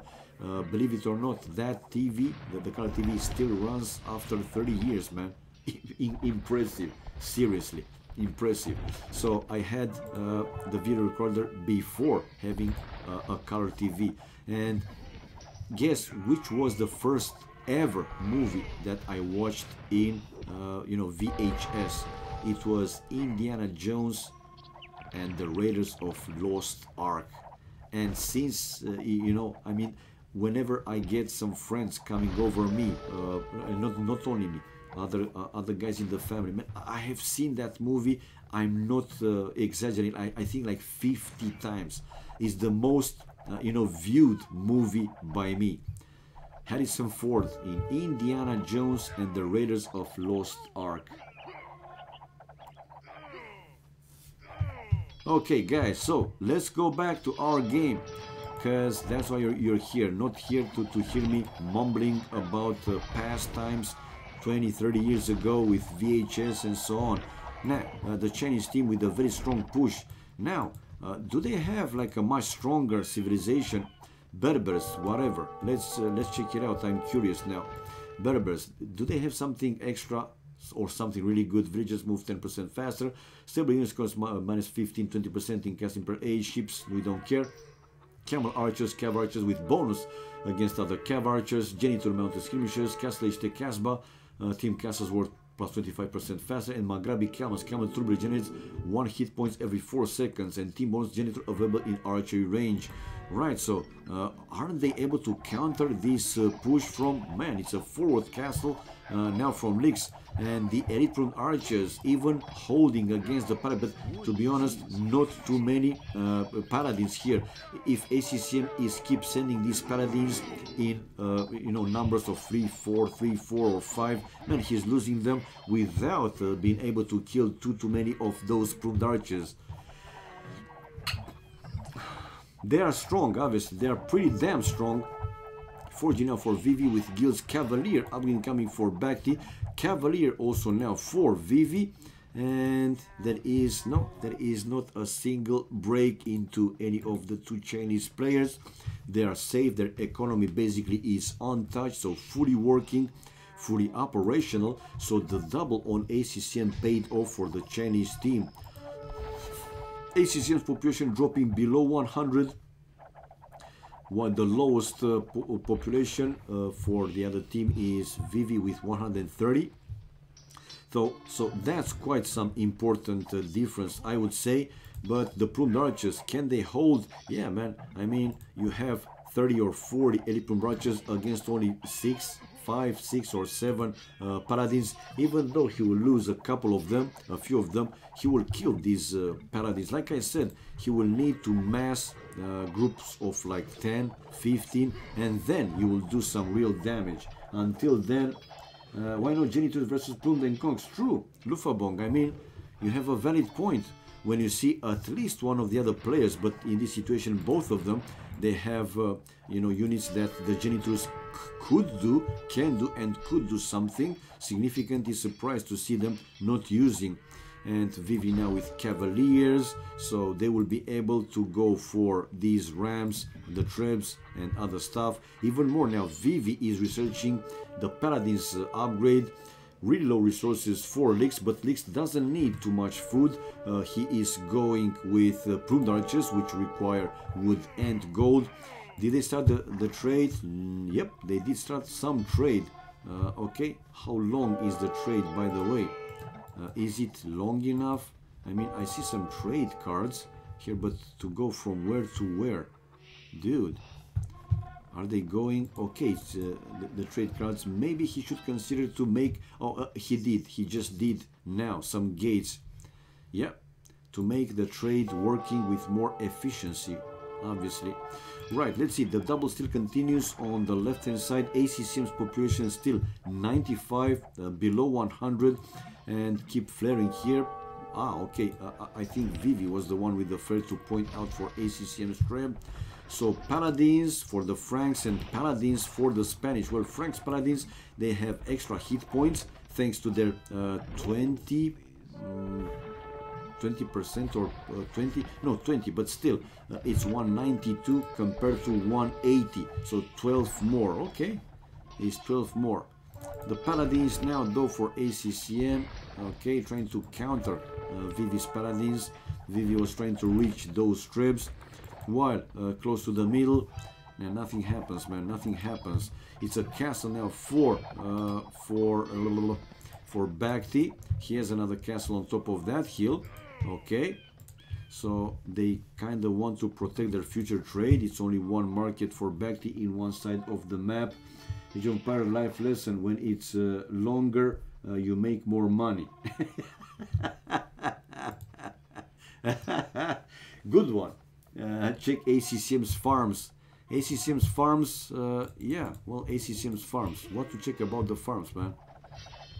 They have extra hit points or what? 480 compared to 480? No, compared to Let's put on another farm. It's the same, and 480. So what to check about his farms? You mean his resources? Vivi has plenty of resources, while ACCM looking okay-ish, I would say. And Bhakti is slinging here ACCM to try and keep him in the game. Again, we see a double on the left-hand side, but Bhakti is now also with elite camel archers there. Now, can the elite camel archers do something significant against the elite archers? Man, well, what do you guys think? Will we see the Vietnamese team back in the game? Oh, hello, Anthel-Henico. Hello to you and everybody else watching the stream. Siege Ram upgrade for Vivi. Oh, Magic Dealer. Hello to you, my friend. Hello to you and again everybody else watching the stream. Stone Shaft Mining, the second stone upgrade, and Siege Ramp for Vivi incoming. This game is over. Yeah, well, Suno Day Worker, it seems that is getting closer and closer to be over. But like I said, how good are these elite camel archers? But Bhakti doesn't seem to have the number. They seem to be okay, but they don't have the number. And with ACCM still below 100 population, wouldn't be surprised to see exactly another GG incoming. So GG called by the Vietnamese team. So the Chinese team now taking the lead in the score after 1-0 for Bhakti and ACCM. Now Vivi and Lix taking the lead, guys. 2-1. Good play, and sorry that I was kept talking, you know, nostalgia. Things happened 30 years ago, 30 years plus ago, but hey, I had the chance to remember some of the things. Achievements, fast, military, 171 for Vivi, the most kills, while ACCM lost the most units, 223. Largest army was for Lix, 75. Sling, it was a pretty good one. ACCM getting a bit over 10,000 resources, and also Vivi received a bit over 9,000 resources. Trade profit with the total gold was best for Lix, while stone was best for Vivi, and wood and food for Bhakti. Fastest Imperial Age, it was Lix, 3530, and villagers highest count, Bhakti, 155 villagers, with all the players able to go more than 100 vills. That was okay. That was okay. So let's come back. Let's change Z score and let's see if they will play another game. So 2-1, guys, now for the Chinese team. There you go, fixed. Now we can talk about Simeon, you say that I have to watch the IT or IT, the one with the clown. Interesting.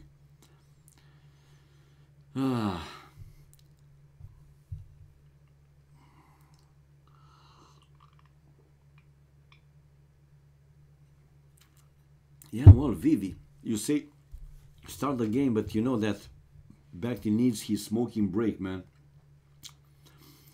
Bhakti definitely needs his smoking break. Yee-haw. Okay, whoever wants to watch some arena games, Terrorinho is playing and streaming in 26. And his opponent is, let's see, oh, Dracon. So Terrorinho versus Dracon, guys, whoever wants to see some high-level arena playing. Yeah, well, 1 second, Bhakti, but they will keep playing. That's what is matter to us. Well, and Theohenico, I started with these guys. Why not to try and finish with these guys?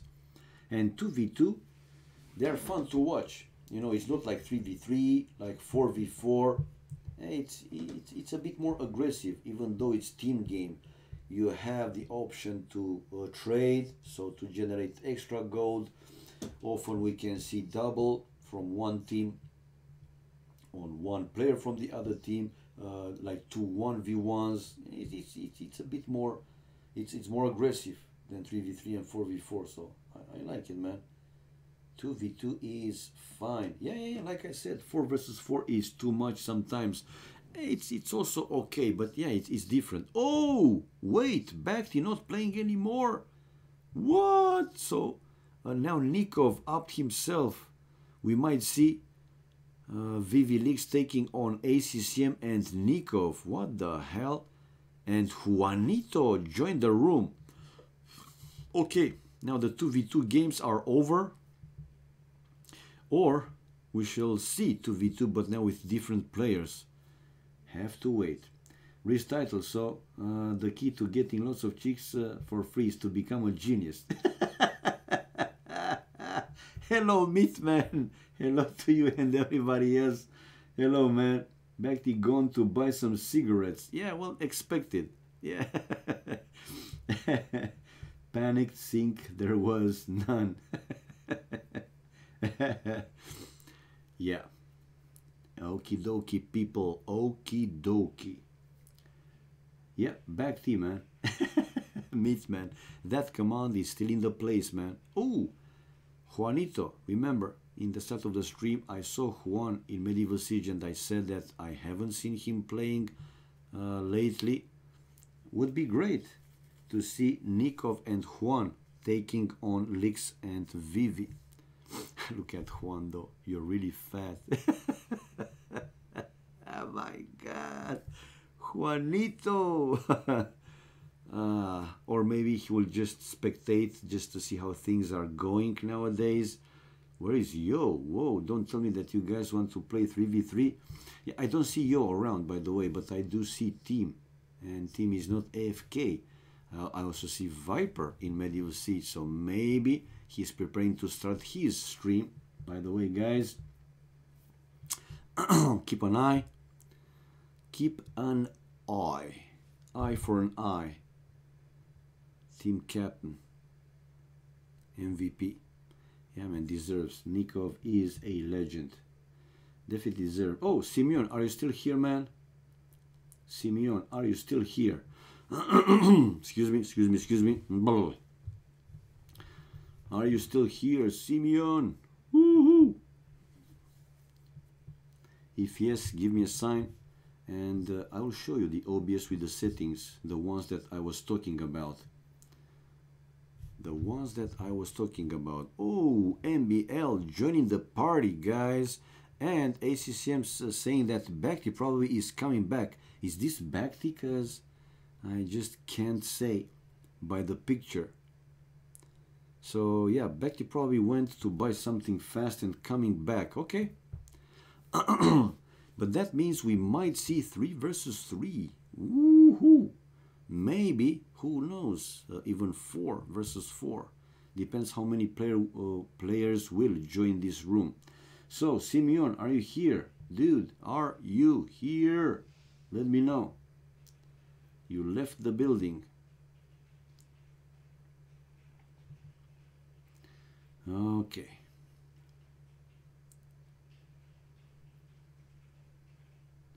Yeah, well, this session it's anyway recorded, so I will display it for you to see at a later time if you want to, obviously.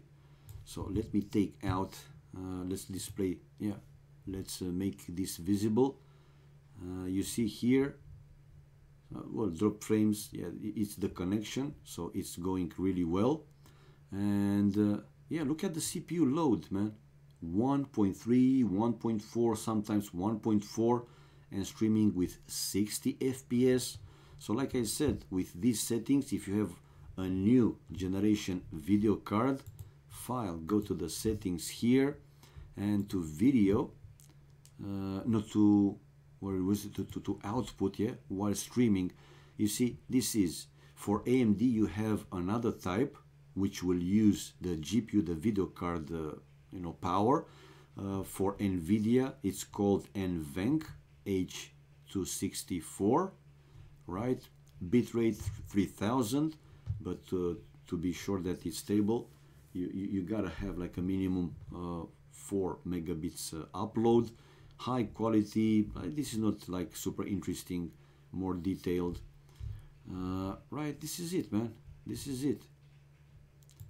And video is full HD with 60 FPS using the big cubic, since the monitor is 2560 times 1440 That's why I use it to have it full HD, 1920 by 1080.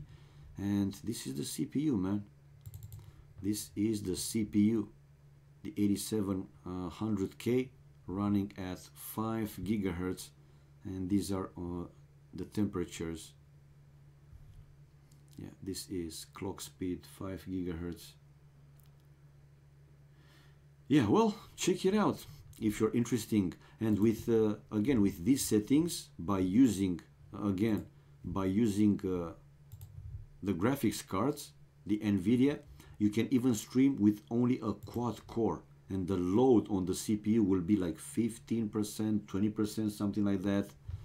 Okay, let's take away display capture, because these guys will prepare to start their game. Let me send this back to the second monitor. Okay, and I did it right now. Good job. So let's take out the score. ACCM Miguel Nikov MBL. So ACCM will play with Vivi and Lix, and Miguel probably will play with Nikov and MBL. I think it's going to be like this. So let's rename, let's reset the score first of all, and put here, let's say an All-Star versus Asia. Player 1 name is going to be Asia. I don't know how else to call it. And All-Stars. All right, all right. You bought it on the end? No, but I'm still using it because Alex didn't left Bucharest yet, Mike. I mean, he still has, you know, some of those SSDs and the big guys to sell them. So yeah, and I told you, I know him, man. We did some overclocking back in the days together. He know that I'm taking care of the stuff. And even if I overclock, I play, I don't go, you know, beyond a safety limit. I was just displaying to show the load of the CPU. And even if you have an i5, even with you know, an old, I will make a test, man. Seriously, I am curious myself. I still have a quad core, a QX9560 on a 775 platform with the Rampage Extreme. So a quad core, an old quad core. I'm curious if by using the graphic card it can handle the stream. Seriously, he's still selling stuff. He thought that he will sell them faster. He will sell those faster, but didn't happen.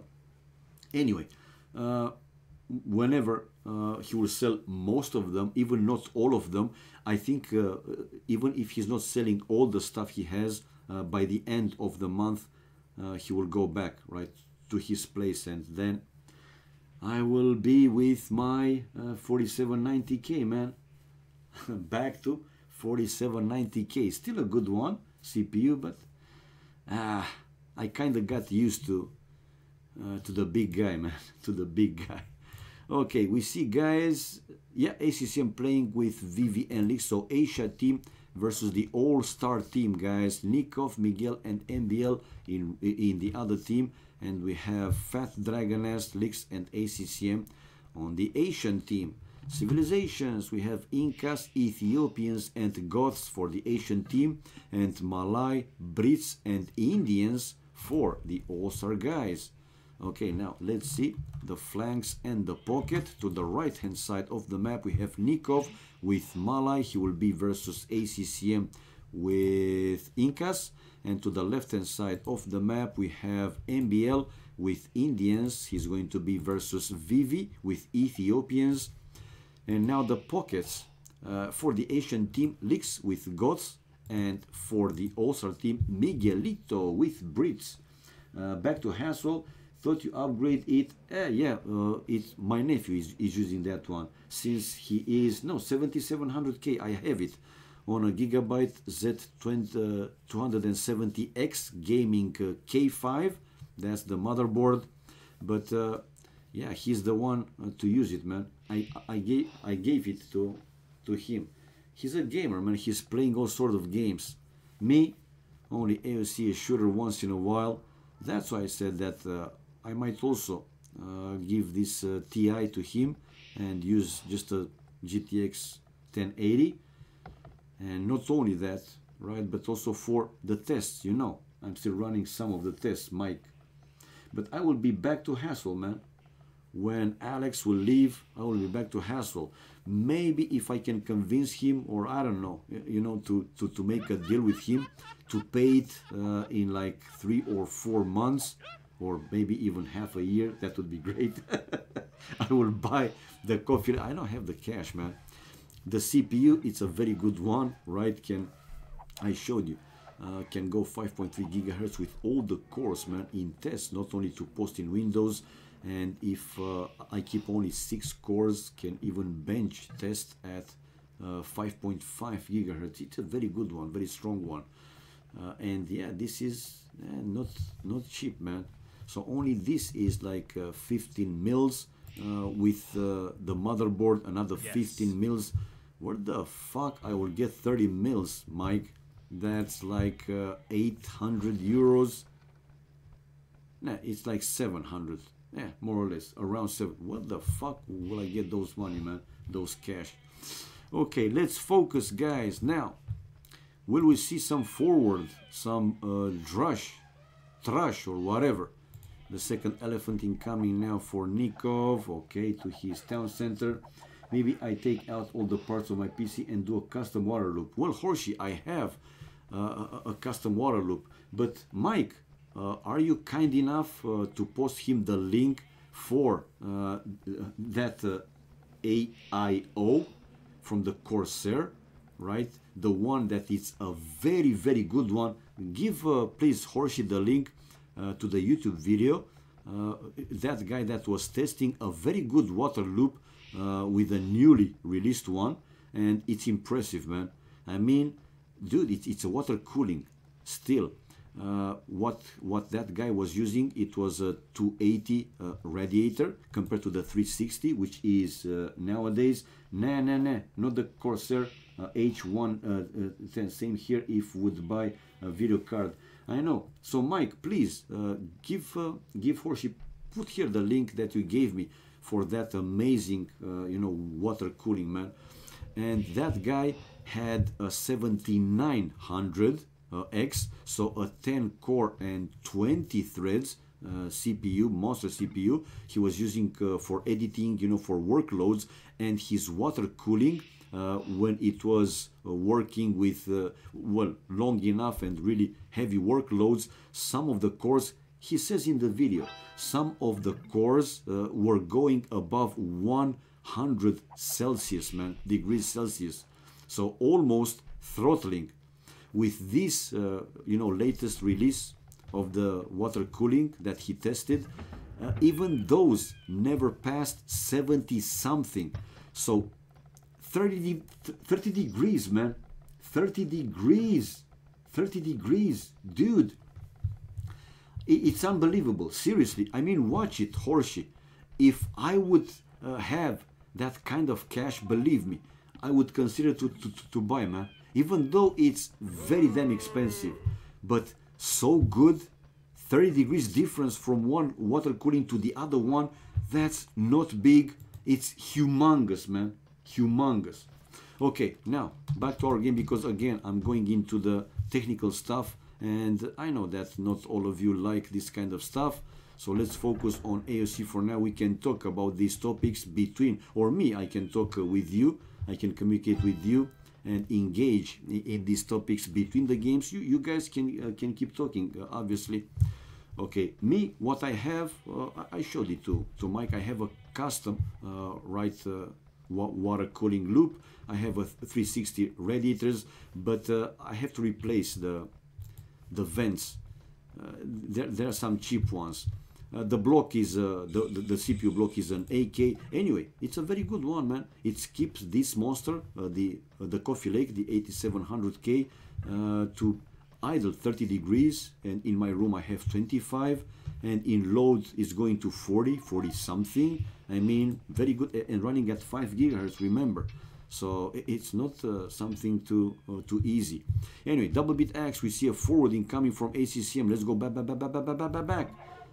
Income, Malian, flank, Goth, pocket. Holy moly, that doesn't get much better than this. True that, man. True that. And we see ACCM coming or trying to come aggressive. But already Nikov with one defensive tower to his main gold. On the left-hand side, I don't see anything significant happening. On gold, MBL with 4 villagers, and he has some spears to protect his gold miners. Okay, let's put here chat off. Double bit X there now by Vivi, and scouts sent by Lix. Scouts going to Miguel, to the pocket. Miguel, oh, but Miguel also going scouts line, not going for a full boom or a mini boom and fast castle age. So going scouts, so Lix and Miguel will have a scouts fight, while to the left hand side again nothing too much happening. Torchy ranges from Fat Dragoness, from Vivi himself, while we see ACCM with towers, and this tower getting closer to Nikov's gold miners. Nikov though with a group of archers trying to kill these forward villagers. That is the Eagle Scout for ACCM killing one archer and going for the second one. Nikov should consider to run away. Okay, so one archer going down. Now ACCM to finish the other forward tower. He has 4 men-at-arms trying to raid Nico to go to his wood line, but for now the archers doing their work, but ACCM able to finish the other forward tower. This tower doesn't have fletching, I mean ACCM doesn't have fletching, so not reaching all the gold miners, but those that are in the range of the tower Nico already sending to the town center. So some problems for Nico on this side of the map, while in the middle, let's see, pointing out for the scouts, Miguel with the scouts coming over to help MBL. So they are going to double on Vivi, on Fat Dragoness. And yeah, look at the flaring, but Miguel is keep going with his scouts. Scouts without Blood Knights will battle now for him. Okay, and keep flaring. Ooh, keep flaring. Ooh, win the game. Ooh. Okay, now Nikov with the fletching will battle for MBL. MBL still chasing Vivi's archers army and still flaring for Miguel to come over with him and basically kill all the archers, but Miguel is still missing these archers. Unbelievable. But finally now he can see it, and obviously he can help MBL to kill all these archers. Good micro, not allowing his scouts to get more and more hits, obviously. So yeah, able to clear all defensive army of Vivi, or most of the defensive army of Vivi. One defensive tower to the gold for Vivi, fletching now for ACCM. Yep, and now this tower I think will reach the other villagers, the other gold miners. Now for now that tower still hitting on the house. There is a house in Nikov's base. It's called the Rising Star. I like how Lix plays anything like flank. I don't think he knows how to defensively fast castle. Okay, I don't know. Some islands here for Nikov, but not for too long. Now he's moving his villagers to the stone, and probably also some of them to the lumber. And Nikov! I really thought that he will use that villager to cover that palisade, to build the palisade, even if not completely to build it. You got the idea, to deny these Eagle Scouts going in. Now a fast, okay, reaction, fast house and trapping ACCM's Eagle Scouts inside. And we see now the other team taking the lead in the score, with Vivi now pushing MBL back, his archers, that is. Another group of archers though for MBL going around and trying to find something to hit. This is a market now for the Fat Dragoness, and we see Miguel, guys, the first player on the way to Castle Age with 36 population, but Miguel has now Lix's scouts on his gold miners on his ass, losing one villager, coming out with one spear and another spear incoming from him. Skateboarding armor upgrade for Miguel. He has only one stable, yeah, only one. While forging now for Leaks, so the +1 attack. Oh ho ho! Hello Milan4. Hello to you and everybody else, man. Okay, to the right hand side, another defensive tower to the stone, one defensive tower to the wood, one defensive tower to the gold. ACCM playing kinda MBL style with the defensive towers in the key areas of his map, and building another defensive tower to protect the farmers. Wow, okay. Will he build another defensive tower on the other side of the stone? Maybe he will. For now, we have Nikov coming along with the scout. Oh, don't lose the scout. Okay, just in time. He's running away with 2 HP scout.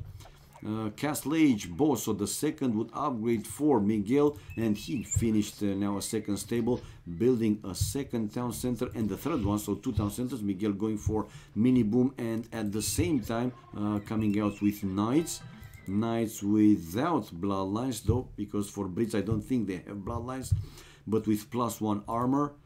And to finish the second would upgrade, so Miguel, even though Brits didn't go for the archers and crossbows to have the increased range of the Brits crossbows, while Leaks now helping ACCM to clear MBL's archers army.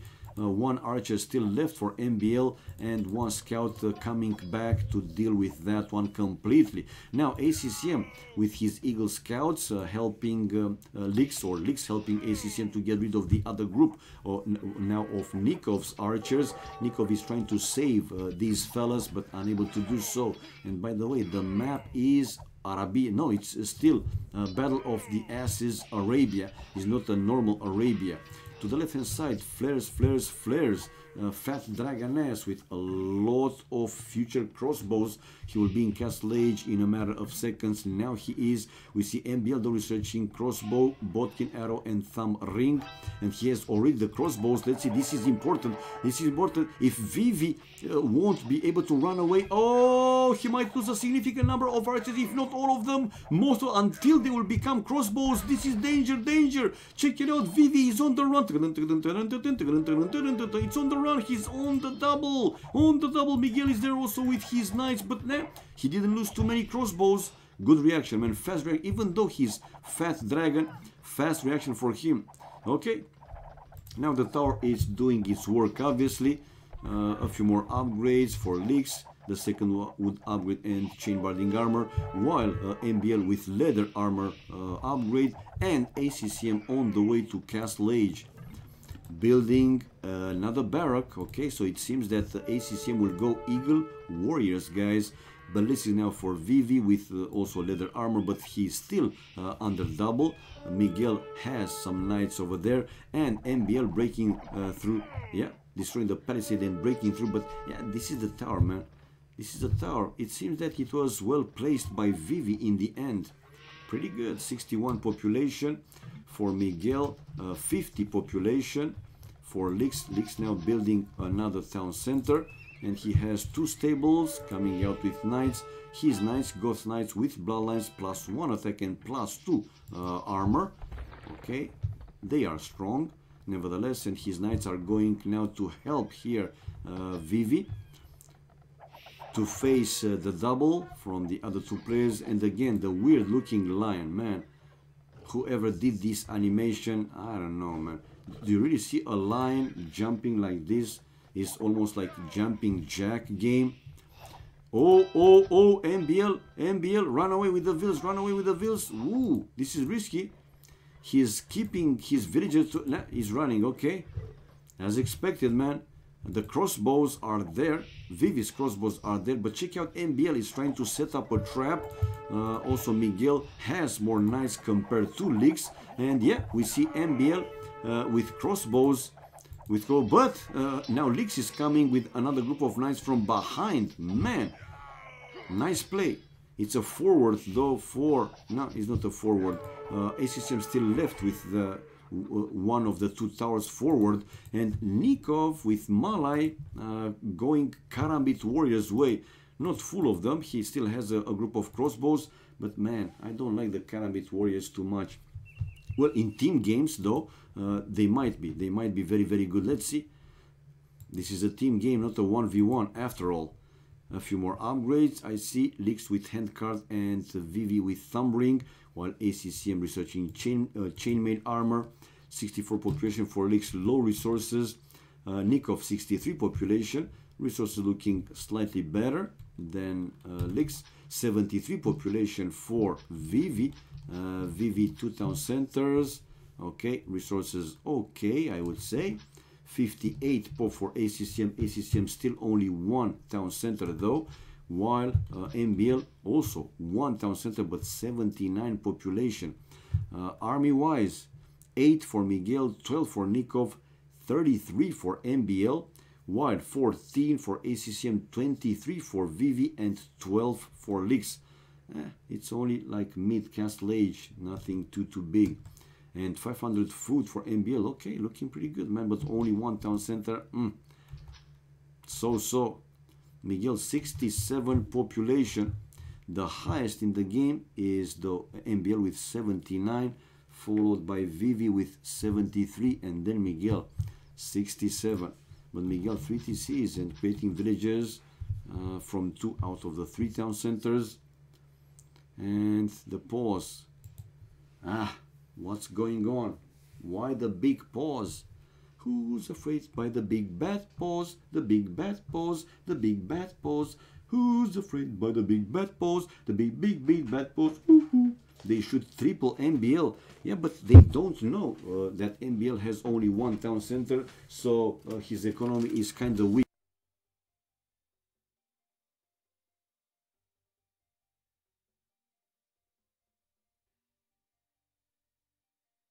Indians get too strong, better rush. No, I know what you mean, but again, they don't know if MBL has enough strong economy. They could see him with a lot of crossbows, and also Miguel with knights. So until they will figure out that his economy is not that strong, still only 1 town center, I don't think they will engage in a triple in only 1 player. But yeah, I know what you mean, man. I get your point. Oh, now the game is running. Okay. MBL will send back his villager to finish his 2nd town center to the extra gold. It is Brits. Yeah, okay. It is Brits. Yeah, like you say, it is Brits. Brits. Now, we see the Eagle Warriors for ACCM going to Miguel's base. Miguel with 3 town centers. Okay. Will he spot these? Yeah, he did, man, he did. And right away we see the flare, yeah, pointing out for these Eagle Warriors, but he wasn't able to palisade wall his lumberjacks, so he will lose a number of villagers. Not all the villagers fit inside the town center, and these are very good units for the raiding. Some knights from Miguel sent now to deal with these Eagle Warriors, while to the left hand side MBL able to finish his 2nd town center, but some crossbows there for Vivi, keeping him away off the gold, or forcing him to send the villagers inside his town centers or the towers. 78 population, 3 TCs, 69 population for Lix, 70 now. Okay, and 3 TCs finally able to build a 3rd town center to the extra gold outside. 1, 2, 3 o'clock, 4 o'clock, rock. 11 o'clock. Okay, husbandry now for Miguel. Let's check the situation with okay, the resources. The what? Yasam Karambita? Apa Shasanya Karambita? What the fuck is saying, man? What? Yasakuba Karambita? Whatever. Nice language, specific, obviously. So, Karambit Warriors. I think the Karambits are good against the Eagles, right? If I'm not mistaken. We have a skirmishes upgrade incoming for MBL, while Lex researching the +2 tagging upgrade, and the Karambits, are going to take the fight and destroy ACCM's Eagles. Whoa! ACCM, don't be stubborn, man. I mean, like I said, in team games, right, the Karambits Warriors can can be very useful. Creation time very fast. Right, so you create these guys very fast. They are cheap units, and also another good feature for them. 2 Karambits warriors take the population of only 1. So if you have 200 Karambits, as an example, it's count only as 100 population. So yeah, very good ones. Very good ones. Another town center now for Nikov to the extra gold. So 1, 2, 3, 4 town centers for Nikov. Nikov now 93 population, while Vivi 103. To the other side we have a fight between Vivi and MBL. Miguel there though with more knights than Lix, able to keep MBL not only safe but preparing to do the pushback. Ooh, this group of crossbows though for now from Vivi uncontested, and yeah, Miguel right away sending his big group of knights to deal with these crossbows. Deleted the lumber camp or whatever is there to make room for all the knights to attack of the... Oh, he's not full knights. I mean, also Lix has a few knights over there, while Miguel really with a few crossbows and elite skirmishers taking on the fight against these knights. Man, they're doing okay. They are able to clear pretty much everything. Now, MBL 114 population. He did build more town centers, 4 TCs for him as well. So yeah, he didn't stay with only 1 or only 2, going for strong economy also. And yeah, full clear for Miguel will be a full clear with these knights, and MBL with these few skirmishers and crossbows. Skirmish armor pikeman for MBL, while Nikov, guys, is on the way to Imperial Age with 112 population. 95 for Vivi, will be on the way to Imp. There you go, he just hit, so the second player. Nikov is such a beast, yes he is. 98 population for ACCM. Resources are looking good, but he still needs a bit more time to go up to Imp, while MBS resources pretty low. But 142 population, that's strong. Anyway, he will have to deal with this forward again from Vivi. Siege Workshop, Monastery. Okay, oh, splitting formation for his units and able to destroy another Mangonel with mostly trashed army. Now Miguel again sending a group of knights to help him deal with Lix's knights army, and the Karambit warriors, ooh, going for Lix's TC. Man, these guys are also good against the buildings, but the crossbows of Nikov able to kill that villager, so there is a no-go for the extra town center. Imp on the way for a few more players, for Vivi and for Lix now. 155 MBL. Castle Age still creating army. Miguel 104. Man, Miguel dropped significantly though, so he lost a lot of units. I mean, kills and death ratio, you see that he's -1, but the point is that he also lost a significant number of units. And 114 population for Lix on the way to Imp, like I said. 109, 8 for Nikov. Nikov is also keep losing some of his Karambits. In my opinion, Nikov should go along with one of his 2 teammates. Don't, you know, use these Karambit warriors again as your main army. Oh, hello Liverpool. The pressure of playing in a tournament is a completely different thing. Yes, it is. AIM is seriously best team right now. Okay, Luftbong, if you see it that way, you know, remember the old Tyrants, but yeah, they have more time to practice.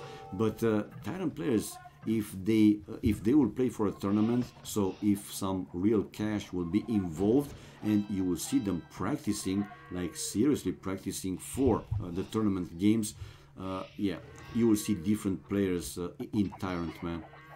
In my opinion, still the best players and the best team play is for Tyrant. But nevertheless, AM is a very strong team with great players, super strong players. But again, I totally agree with Liverpool, man. Even in 1v1 or team games, you know, teams or players, individual players, they have right to succeed, man, in tournament games, because it's another psychological thing, fact, to play when is more than few points on the line. When always when there is something extra, you know, the play is slightly different, man. But what 4 tyrants are in shape? Basically, only Viper is. Lufabong, like I said, give them some time. Do you guys remember? Maybe you were around, maybe not. Do you remember? It's not that I was right, but it was like this, because I said it. Again, probably not only me. Remember when Tyrant was starting to practice for War is Coming tournament? Remember the first stage when the Czech team were able to defeat them or to take like 1-2 games from them, even beat the Tyrants with K-Cab, with Viper, with Doubt in Land Nomad. So the Tyrant players were not in good shape, man. And I said it, guys, this is only the beginning, the start, right? Give some time for these guys to practice more and more, and the more they practice, the stronger they become. And it was like that, man. Again, not that not that I said so, but give strong motives for these guys to play the game at a very high level. So, like I said, tournament with cash involved, and you will see them with practice. They will become stronger and stronger each and every time, man. I remember in 2v2 final Arabia tournament. Okay, so let's focus now back to our game. Nikov with a full push. Karambits are coming, guys, while ACCM with slingers. How good are slingers against the Karambits? Because I don't know. Are they good counter? But nah, man, the slinger stays in VV's range of the castle. Actually, it's good because it's helping these slingers. But nah, it seems that the Karambits actually are destroying the slingers. Okay, we see Lix with some elite Huskers also trying to counter there one Nikov. Nikov taking on these Huskers. Now MBL is in Imp with Miguel on the way to Imperial Age. The All-Star team shows that they are in the lead. But are they really in the lead? Well, ooh, check out though MBL. Elephant Archers, a forward castle, another castle on top of that hill to protect, I imagine, the town center with the extra gold. Okay, some rams from him, researching now capped ram upgrade. But are those only few Elephant Archer enough to handle Lix's infantry army? One trap now for Vivi to start and destroy MBS forward castles, while it seems that the push has been stopped, guys. In the middle, more and more elite Karambit warriors though incoming from Nikov, but don't send them, blindly into the enemy castles. Seriously, just don't send them like this, man. And then sling for ACCM with ring archer armor, chemistry for MBL though, and the push still continues. Surprising though, Vivi didn't spot only these 3-4 Karambit warriors killing his villagers. Maybe he's focusing too much in his own push against MBL's to destroy his forward castles. Smart MBL Archer versus Huskers. Okay, and finally he realized that the Karambits are just killing his villagers and able to send his villagers inside the TC to get rid of those. Now, look at the spamming speed of these Karambits, man. They are amazing. Nikov over 2,000 gold with almost 1,000 food, and the Karambits are coming to the left-hand side of the map to help MBL with his push, or actually to hold more if possible, obviously. But already one of the forward castles down for MBL with a second one to follow, and I don't think that in the end the All-Star team will be able to handle these. Again, what Nikov can go except the Karambits. Karambits are okay, but seems that they are not enough. He has 1-2 castles, a third one in his base. So yeah, he can create quite a lot of elite Karambit warriors, but again, they doesn't seem to be the right unit for this type of fight, man. Asian got this now, I think, yeah. Probably we will see the score switching, and will show the Asian team in the lead anytime soon. But let's see though, in the left hand side, man, MBL lost another castle. Now Miguel with his Cavaliers, Brits Cavaliers can do something. Oh, so it's a triple, guys. It's a triple. All three All-Star players in the left hand side. Miguel with Cavaliers, Nikov with Elite Karambits, and man, come on. I mean, seriously, NBL with only Elite Skirmishers, this is what you play.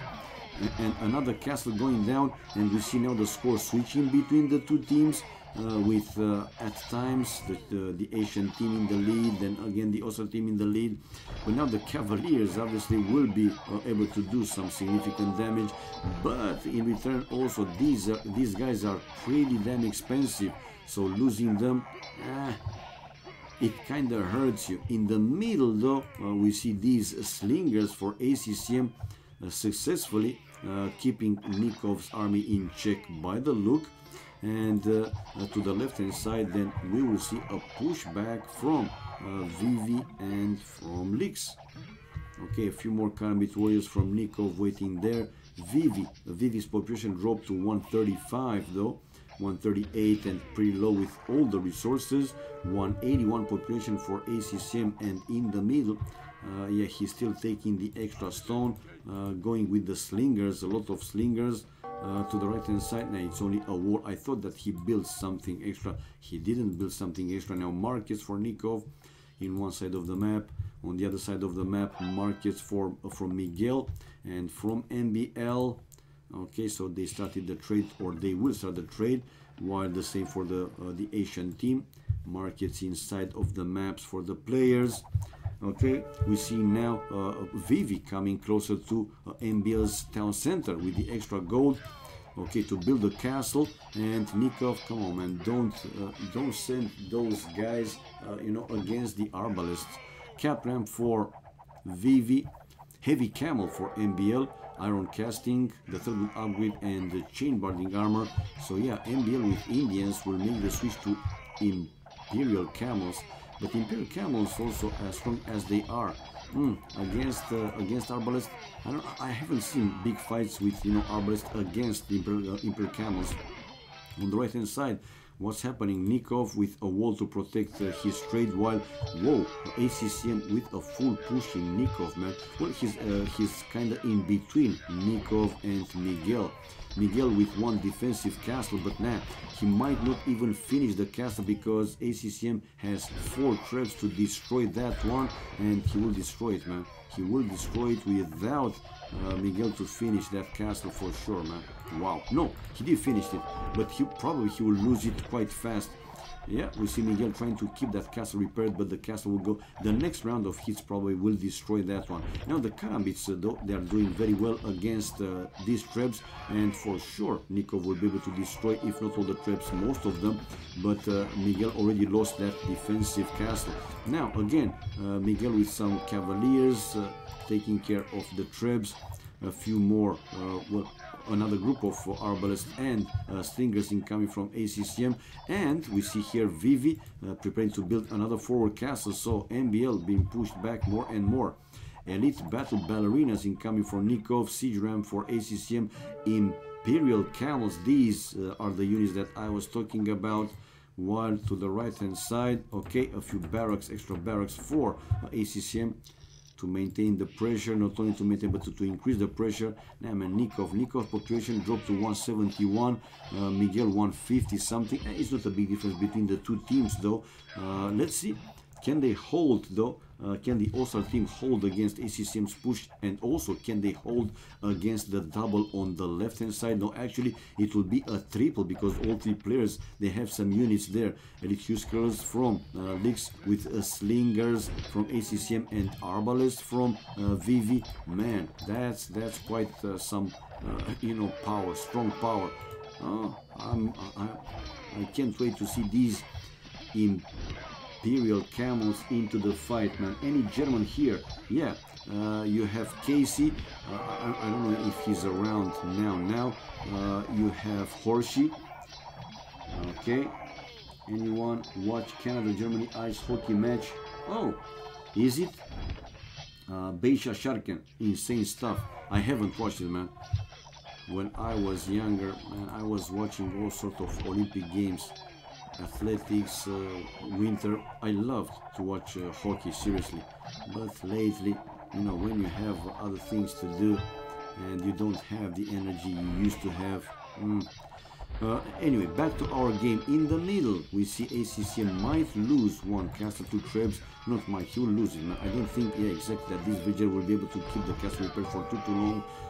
But the push hasn't been stopped on the right hand side. Oh, this is a forward castle for ACCM in the range of the enemy markets. Wow.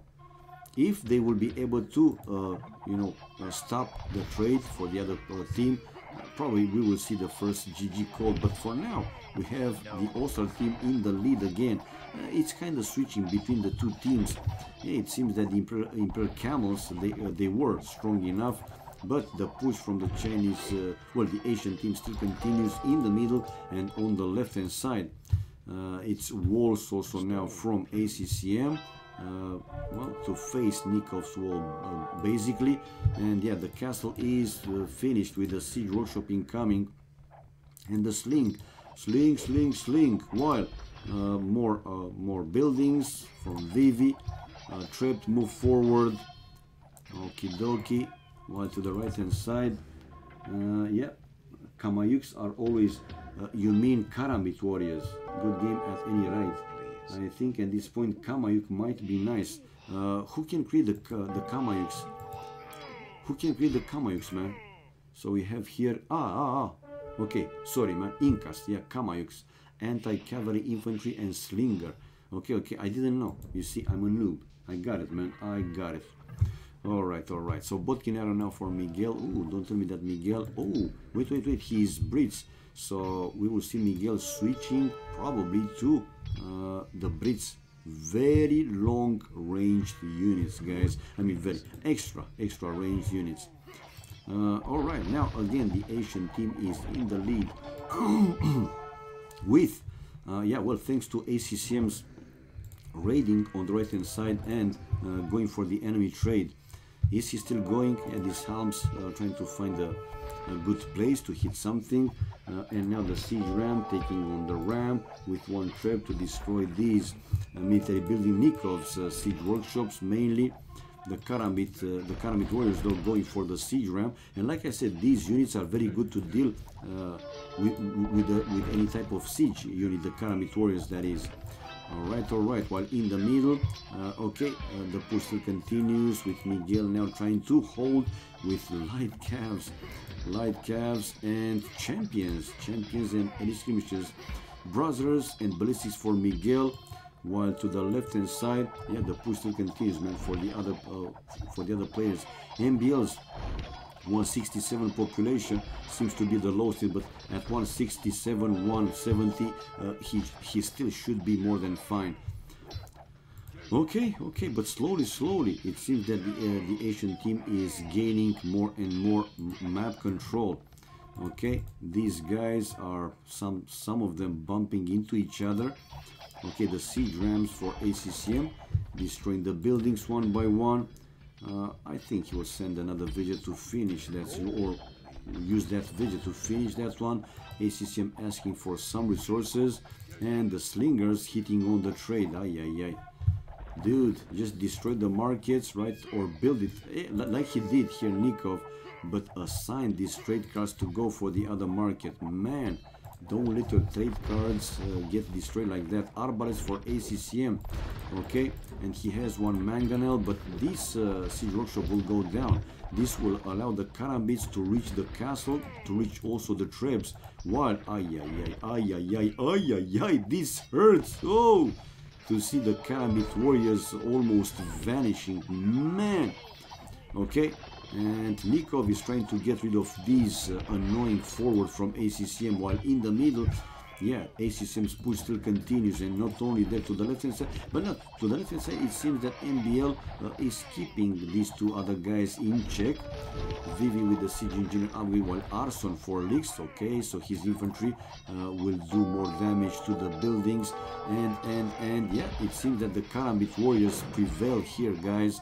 So Nikov, if you look at the kills and death ratio, Nikov lost more than 100 units compared to his kills, but being cheap army, and yeah, with the proper economy you can afford. Important is to get rid of these annoying forward, like I said. So ACCM unable to keep his forward on the right hand side of the map. So yeah, he will save the trade, but by that time they lost a significant number of trade cards.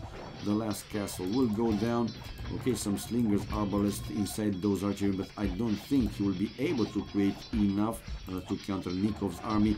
But in the middle, man, the push still continues. We see Nikov, they're using some elite battle ballerinas to mix in with the Calamite warriors to try and push back here ACCM to the left hand side.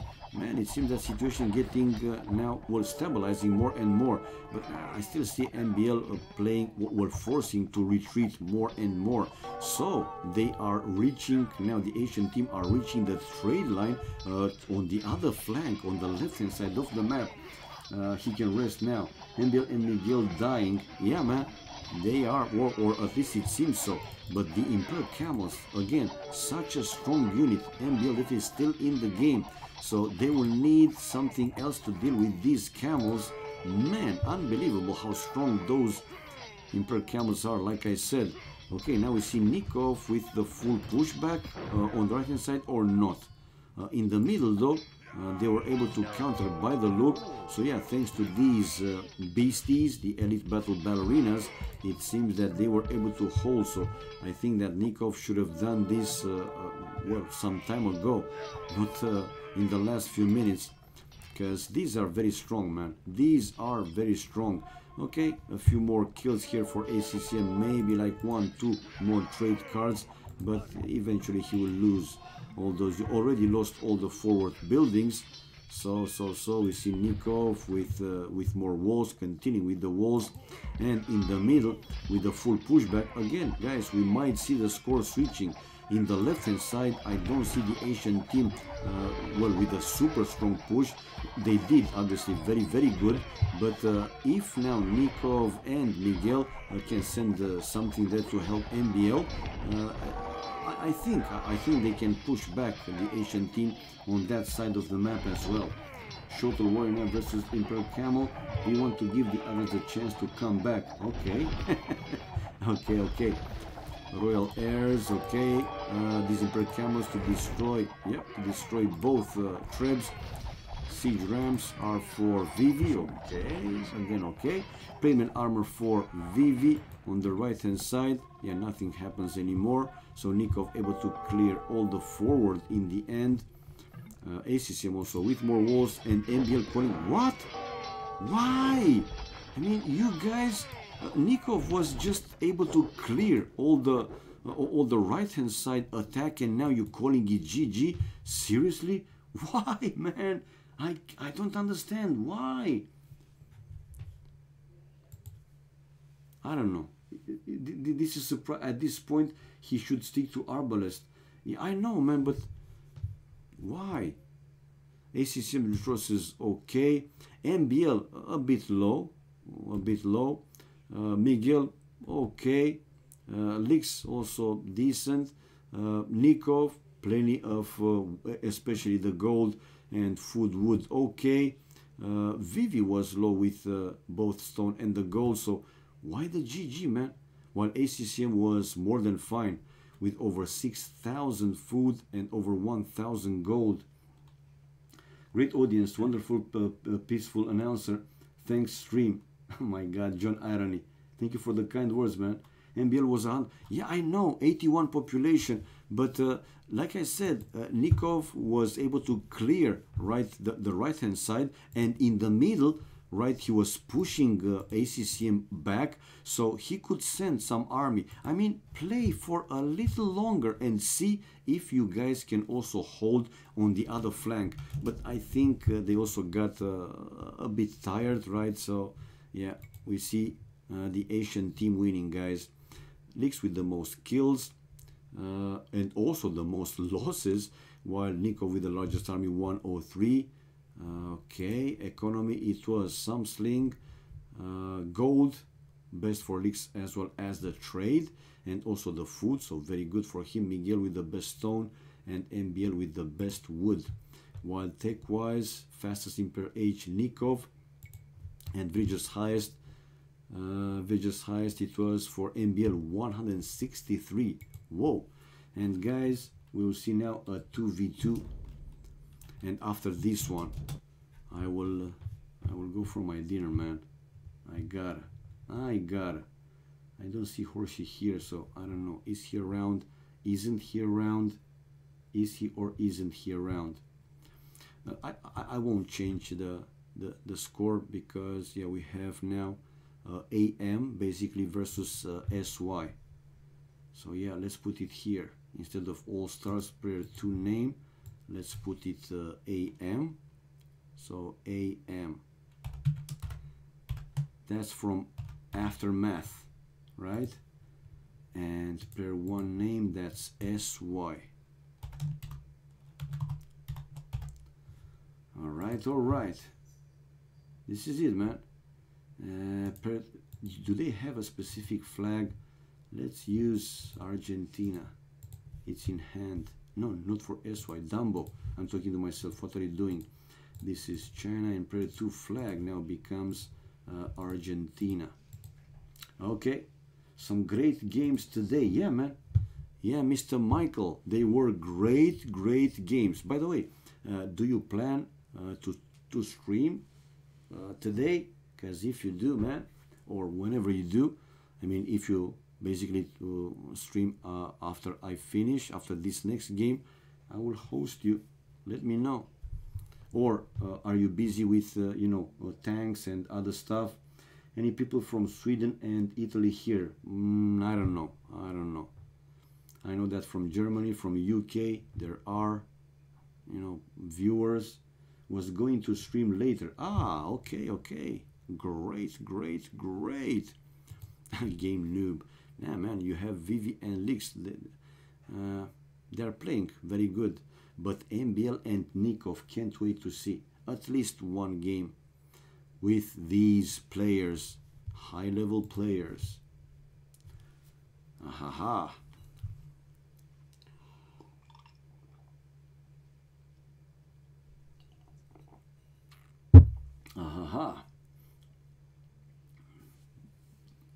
And Theohenico, how and where? Do you have a link? Will I find it with the stream elements? No. I know what you mean, because I also have seen in some streamers that you know, yeah, you can see 2 are from whatever, Canada, 2 are from Nepal and things like that. I know what you mean, but do you know how to add it, how to use it? Do you have a link? He said it's very easy. Okay, so it shows below the stream. I will search for it myself in YouTube, and if it's easy, then I should be able to easy add it, and I will. Thank you for this one, because yeah, it's useful. If somebody is looking for a country, a countryman, then yeah, he will know. Okay, this guy is same country, man. The geolocation. Okay, I will search on the internet, man. I will. Okay, here we see the spec delay displayed, so a few seconds. Game 1, guys. AM versus SY. Two of the best, right, teams playing in AoC nowadays. It is third-party thing, no need. So where the perverts are from. Okay, and Theohenico. Yeah, well, third party, not third party. Yeah, I will search for it, and will add this one, so you guys will see, like Theohenico said, from where are the perverts, or most of them, where they're from. Okay, let's go with chat off. This is a desert like Arabia. Civilizations, Italians and Turks for AM, and Khmers with Japanese for the SY team. Right, so the pairs are on top of the map, in the upper side of the map. Nikov with Italians will be against Vivi with Khmers, and in the lower side of the map, in the south, MBL with Turks versus Lix with Japanese. Now fast, let's see.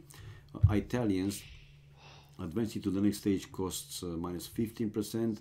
We don't care about docks and fishing ships. Gunpowder units cost minus 20%. They have two unique units, Genoese crossbows, anti-cavalry archer, and condottiero, anti-gunpowder infantry. Castle Age Tech Pavis, foot archers +1/+1 armor, and Imperial Age Tech Silk Road. Trade units cost minus 50%. So this is a team game. It applies. Very good one. Another team bonus, Condottiero, available in barracks in Imperial Age. Pretty good, man. Pretty good. Now let's see for him. This is Nikov, as he's facing Vivi. He has a back main gold, a side extra gold. Both stones are in the back, and the third gold probably is on a side or forward. It's forward. Okay, now moving on to MBL. Let's see for Turks what's been added with this mod. It's Sipahi, cavalry archers, genitors plus 20 hit points, and the usual team bonus. Gunpowder units are created 25% faster, so it helps because yeah, it's Italian, so they can create gunpowder units. That's pretty good. All right. Oh, the first elephant incoming for MBL. Ooh, okay, he's getting it. I remember somebody saying that these beasties now, they have slightly increased attack even against villages, so it's a bit more trickier, especially if they are far from the town center, so long distance. Mostly everything is useless. AoE 2 is useless. I opt out it. Yeah, but Mr. Dudes, there are some viewers, right, that they are curious, right, where the viewers are from. If they have, you know, some countrymen watching the stream. Oh, we have Lix able to kill MBL scout, even though MBL was trying to out micro and to have the heal advantage. In the end, Lix was able to kill MBL scout. I think MBL was going for the laming, not completely sure though. And Lix was there. Yeah, he was going for the laming, guys. He was trying to go for this elephant. Look at the hit points. So that's why his scout was lower HP. Lix was able to stop that lame. So yeah, MBL lost his scout.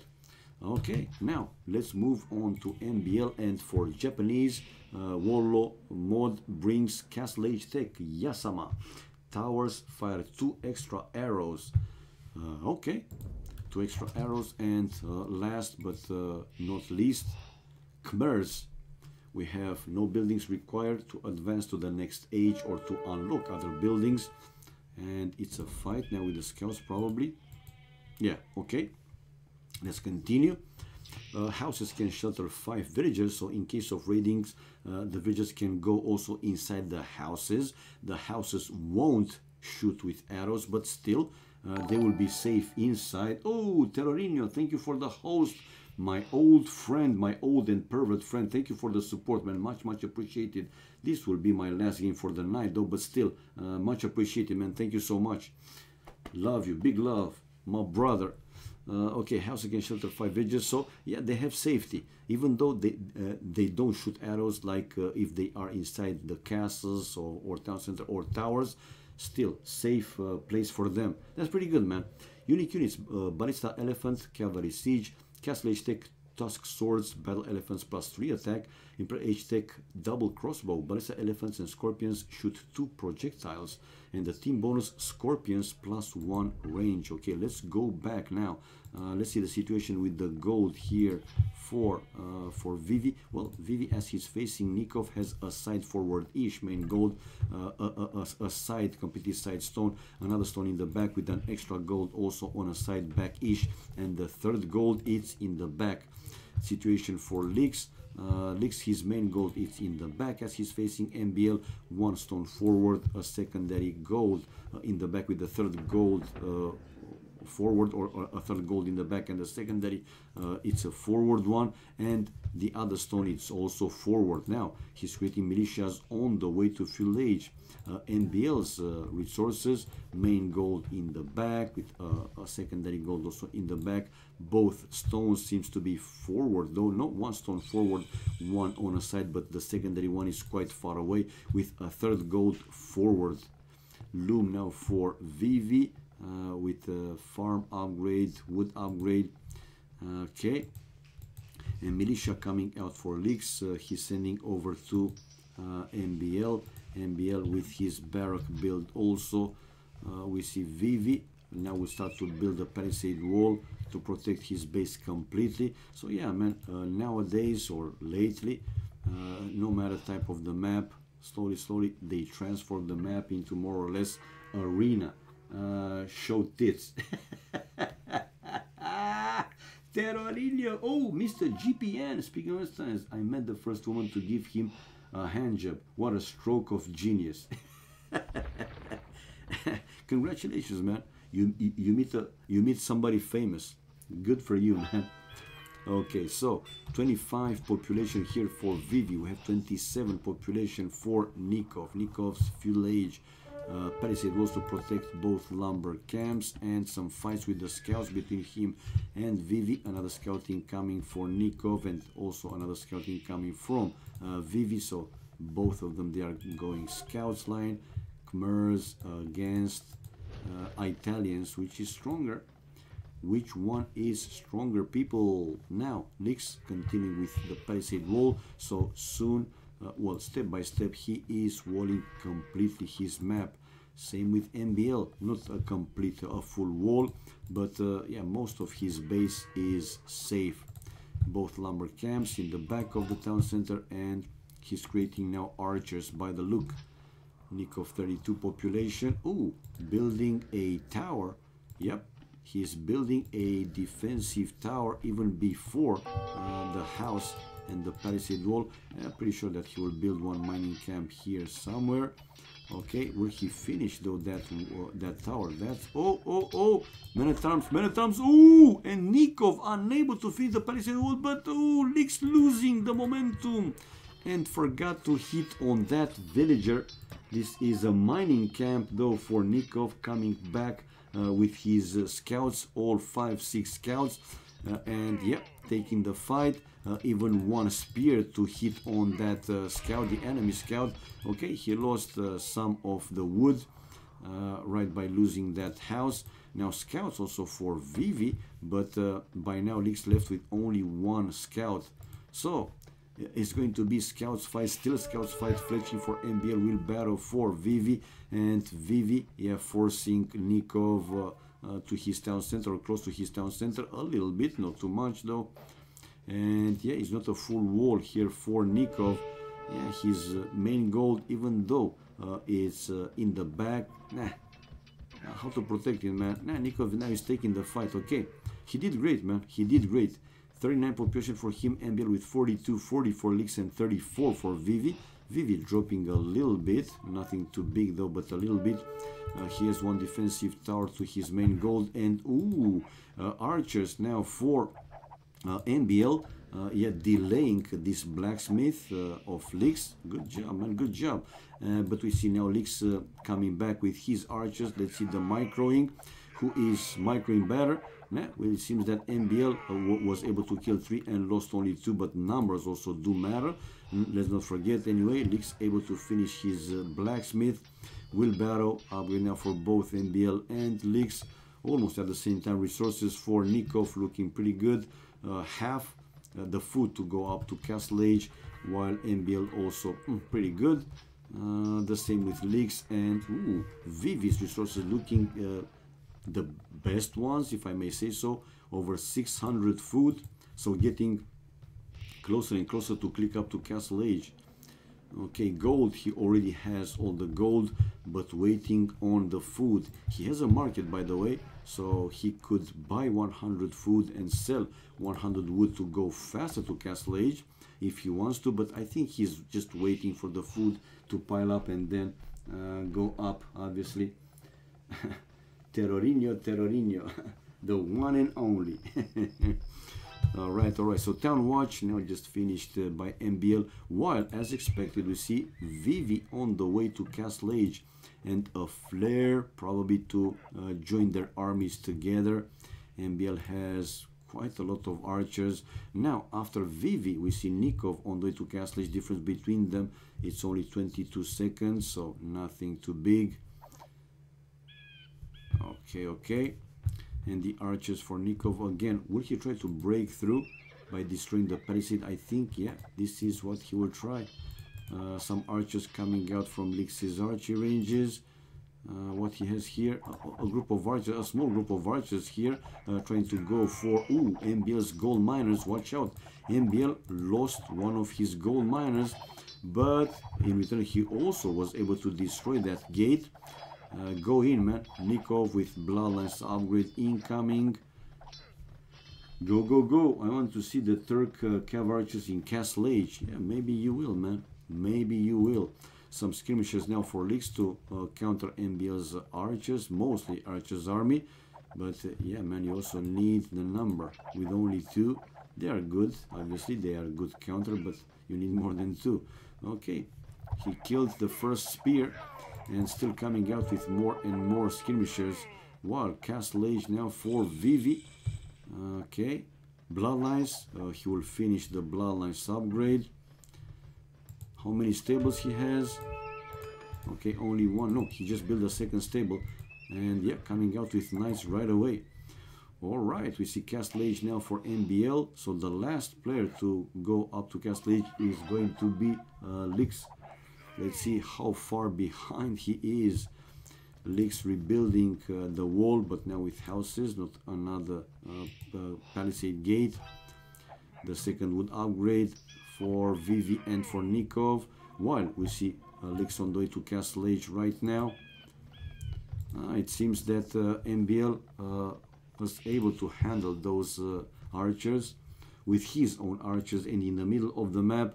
Nah, man, don't stay to take the fight. Now the knights for Vivi, yeah, able to take on these archers quite easily, but Nikov is also bringing his knights with bloodlines for Nikov and +1 armor, while also bloodlines and +1 armor for Vivi.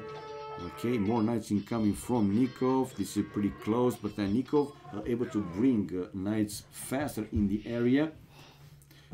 So Castle Age now for MBL, Khmers for Fat Dragoness, 2 town centers, able to build a second town center and now a monastery, while 54 population for Nikov. Nikov also 2 town centers in the middle. Yeah, he is taking the fight against Fat Dragoness's knights, but now Vivi with more knights, forcing Nikov to run back. Of course, Nikov will keep bringing more and more knights himself. He will join his armies together, and the weird looking lions, man, again the animation for the lions, quite bad, I would say so. Would make more sense for Turks to go knights and Italy with crossbows. Okay, thumb ring, bowsaw, the heavy plow, bodkin arrow, crossbow, MBL, a lot of upgrades once in Castle Age. He has a good number of crossbows, but he doesn't have ballistics, by the way. Thumb ring, okay, able to clear that one, but to kill only 1 skirmisher, nothing too big. Army wise, let's see, 10 for Vivi, 19 for Lix, 14 for Nikov, and 13 for MBL. Now again, we see some fights between Vivi and Nikov with the knights, and again, the poor lion just running all over the map. Glocker, bless the rains down in Africa. Bless the rains. And the weird looking, look at the poor guy, man, jumping on 2 legs, like, what the hell? Do you see the lions like this? Because I don't, man. Leather archer armor for Lix with ballistics, also leather archer armor for MBL, and husbandry for Vivi. And now we see Nikov trying to stay aggressive and forcing Vivi into stay back home, into playing defensive. That's a 3rd town center for, no, that's still only 2 TCs, no, 3 TCs now, with this one to the extra gold for Vivi. Husbandry to be finished in the middle of the map. Here comes Lix with a big group of crossbows. Will they go double on Nikov? I mean, Vivi and Lix, will they go double? Well, MBL is also there with a group of crossbows, but the number of crossbows for Lix is much higher by the look compared to MBL. So MBL now it's running back. Okay, they have to join their armies together. So 74 population for Nikov, 67 population for MBL. Okay, 66, 69 now the magic number, and 74 for Lix. Lix though with only 1 town center. Now he is building 2 more TCs. We see how many TCs for MBL, 1, 2 town centers. Okay, and building more archery. No, that's one archery range and one stable. So 3 archery ranges in total for Turks and 1 stable. Probably the stable, like you said, Mr. GPN, it seems that MBL will go with Cav archers. Let's go to his point of view. I'm curious though. MBL, yeah, man, you were right. You were right. That line is like 3. That line is like one of those kids that goes roar. You can shoot me later. So yeah, the stable to research, the very important upgrade, the bloodlines, to make the Cav archers with 70 hit points instead of 50, right? But even more for the Turks, right? I mean, the Turks, let's see, light Cav, if he will research the Sipahi, then the cavalry archers, janitors, will have extra 20 hit points. So yeah, Cav archers, guys, from MBL, and the double is on Nikov. Yeah, we see leaks with a lot of crossbows, while some knights from and MBL for now some crossbows, but he will come with Cav archers, like I said. Nikov now with a lot more knights taking the fight against Vivi's knights. Vivi bringing a few more. But Nikov, though, well, he was also in the range of these crossbows. But here comes MBL with his strong Cav archers. Can these guys change the situation? Husband just finished for MBL and now ballistics. And yeah, Nikov with his knights and the Cav archers for MBL able to clear the double from the Chinese team, from the SY team. Whoa! What high school you go to? Okay, the second farm upgrade for both Nikov and for Vivi. So like I said, they were able to clear that double, and we see now the AM team in the lead, guys. MBL and Nikov in the lead. 92 population MBL, 93 for Nikov, 87 for Lix, and 91 for Vivi. Not a big difference, but slightly better for the AM team. Another group of crossbows for Lix, where they are going to. Now the double probably will move on one of the Chinese players. Yeah, we see now Nikov bringing the knights, and the double will be on Vivi. Vivi going back, running back a little bit. Oh, forward villages from, no, these are villages from Vivi to build probably a castle here. Yeah, a castle. On top of that hill, he needs defenses. He needs defenses, obviously. Another town center also for Lix outside for the wood and an extra gold. That's his town center number 4. And again, look at the poor lions, man. And one villager to kill a lion. That's not normal, seriously. But now that villager will go down. Finally, the second lion. Look at that lion, man. Poor lion. My God, terrible animation. But hey, it is what it is. Nikov, guys, on the way to Imperial Age and building a castle to defend this town center with the extra gold. While Lix on the run back. I think they spotted that defensive castle, so no reason, right, to risk to push more and to lose potentially more units, more army. To the left hand side, though, we see MBL with some raidings, forcing Lix to send inside his town center some of the villagers. Yeah, 10 out of 82. But watch out, man, watch out, wherever you are. Mining camp to the gold. Why is MBL hitting the house instead of going raiding? Okay, now the Cav archers going in. Ooh, but not killing a villager just in the last second. Lix fast enough to move inside his town center, the villager. And MBL now on the way to Imp. But will be Nikov, Vivi, and MBL. So Lix, the last player to be on the way to Imp. How important that is, we will see, man. Khmers for Vivinho. While will it be another double from Nikov and from MBL on Vivi? We will see, obviously. The flare, though, goes to this side of the map, where MBL with his Cav archers again was trying to go probably for Lix's gold miners outside the walls. Another archery range for Lix, and Vils to build what? What are you building, dude? Where are you going? To build another castle someplace else? Right. 129 population though for MBL. Let's focus. While Lix 118 population, resources looking pretty good. Vivi at the very limit with the food especially, and also low with the wood. While gold, it's okay, 500.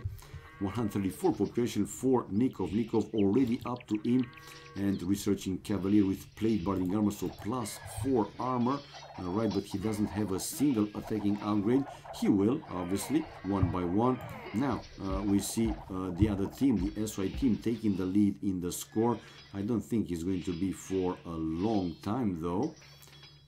With MBL also in imp anytime soon. Yeah, we will see. But Lix, man, oh, Lix on the way to imp. Difference between them is nothing too big.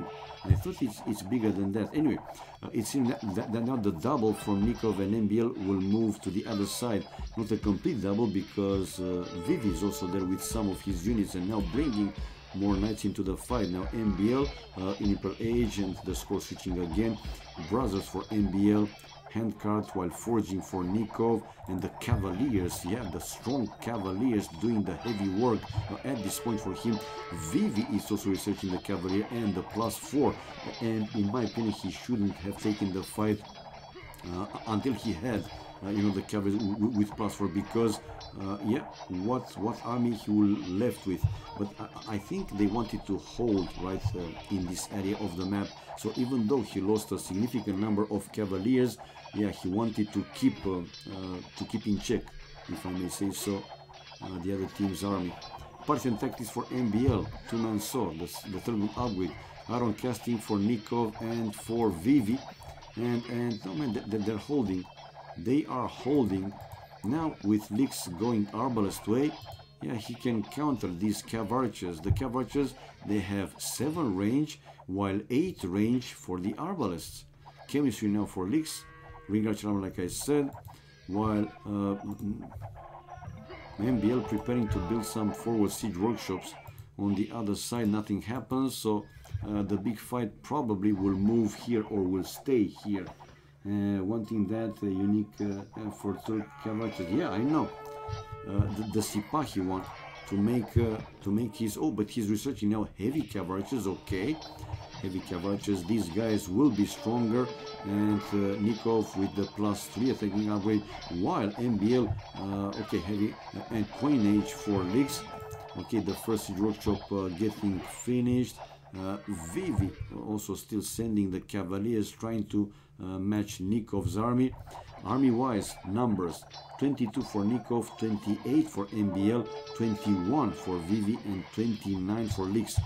But yeah, these heavy Cav archers with 80 hit points, and with Sipahi, these guys will be 100 hit points. Heavy Cav archers, man.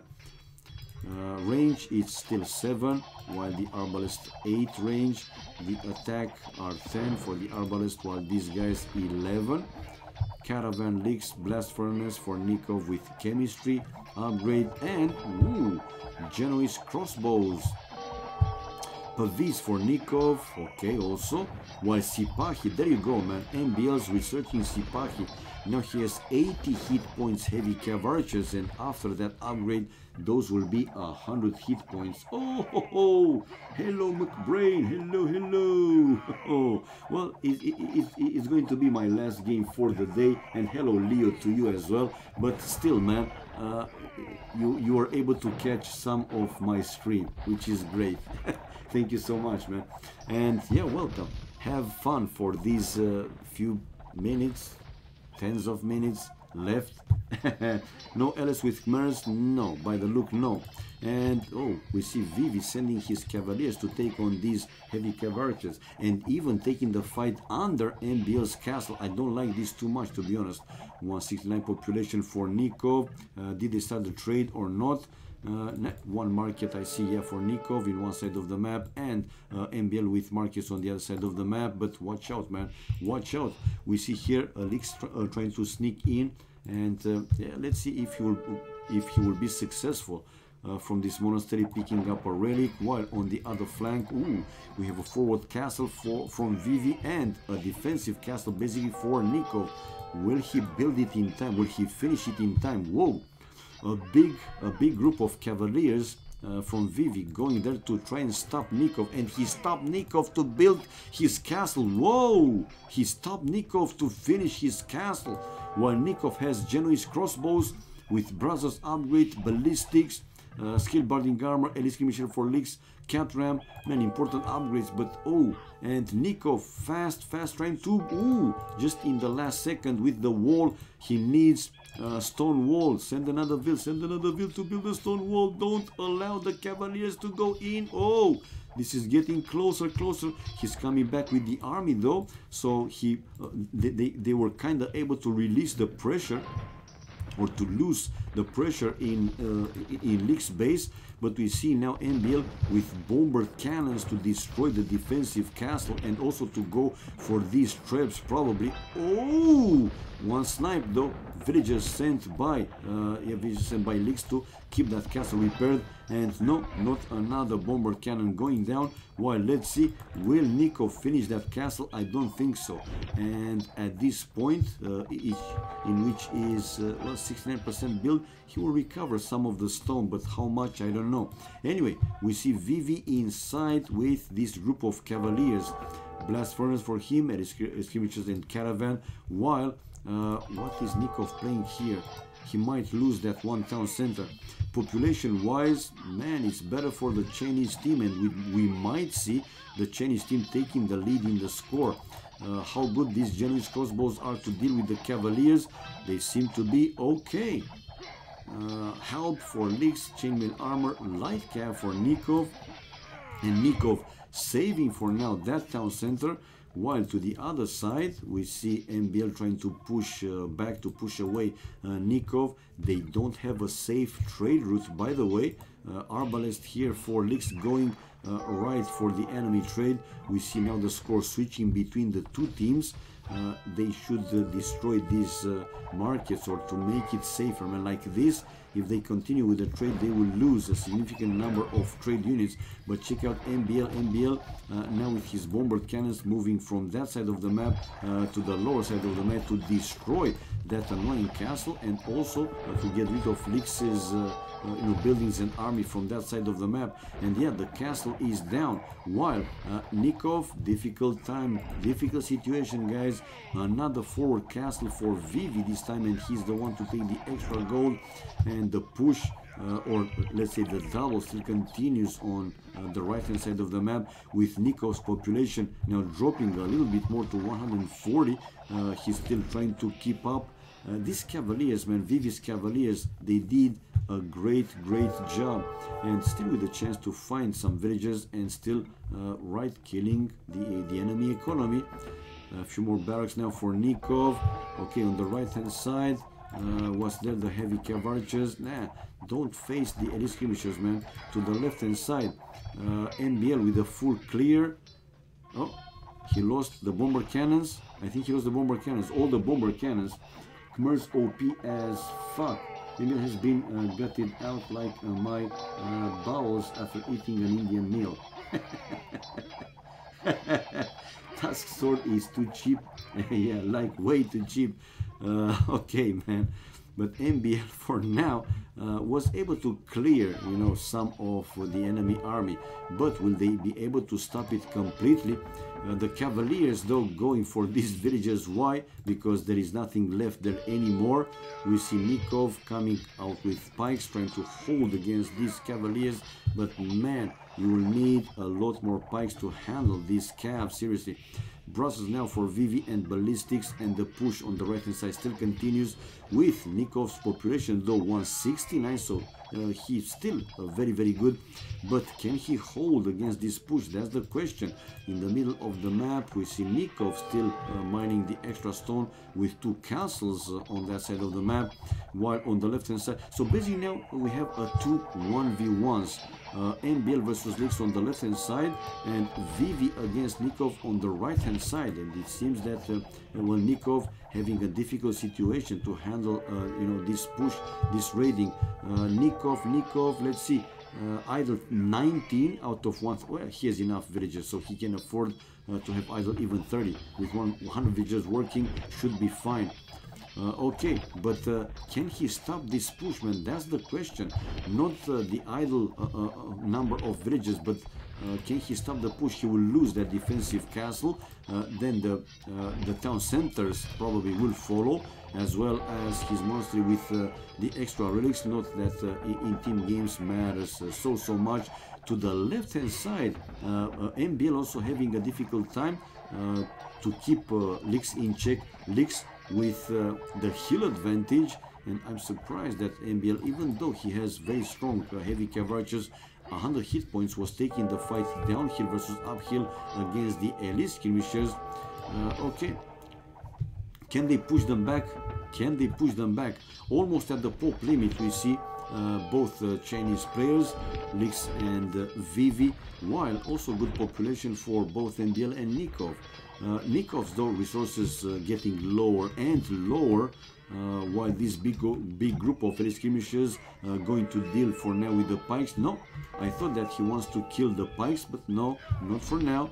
Okay, he's going in a safer place, joining his army with the pikes to take on Nikov's cavaliers and the light calves. For now, handcart for Nikov, chainmail armor for Vivi, moving forward his troops to start and hit on the other defensive castle of Nikov. Nikov 172 pop, still okay, I would say. 169 now, 190 population for MBL. MBL kinda low with the food, and yeah, still holding with these heavy cavalries. But I see now Lix gaining more and more map control in this side, and soon again to be in the trade line of AM team. He already has a few arbalists in the trade line and destroying some trade cards. Man, not looking good for AM team.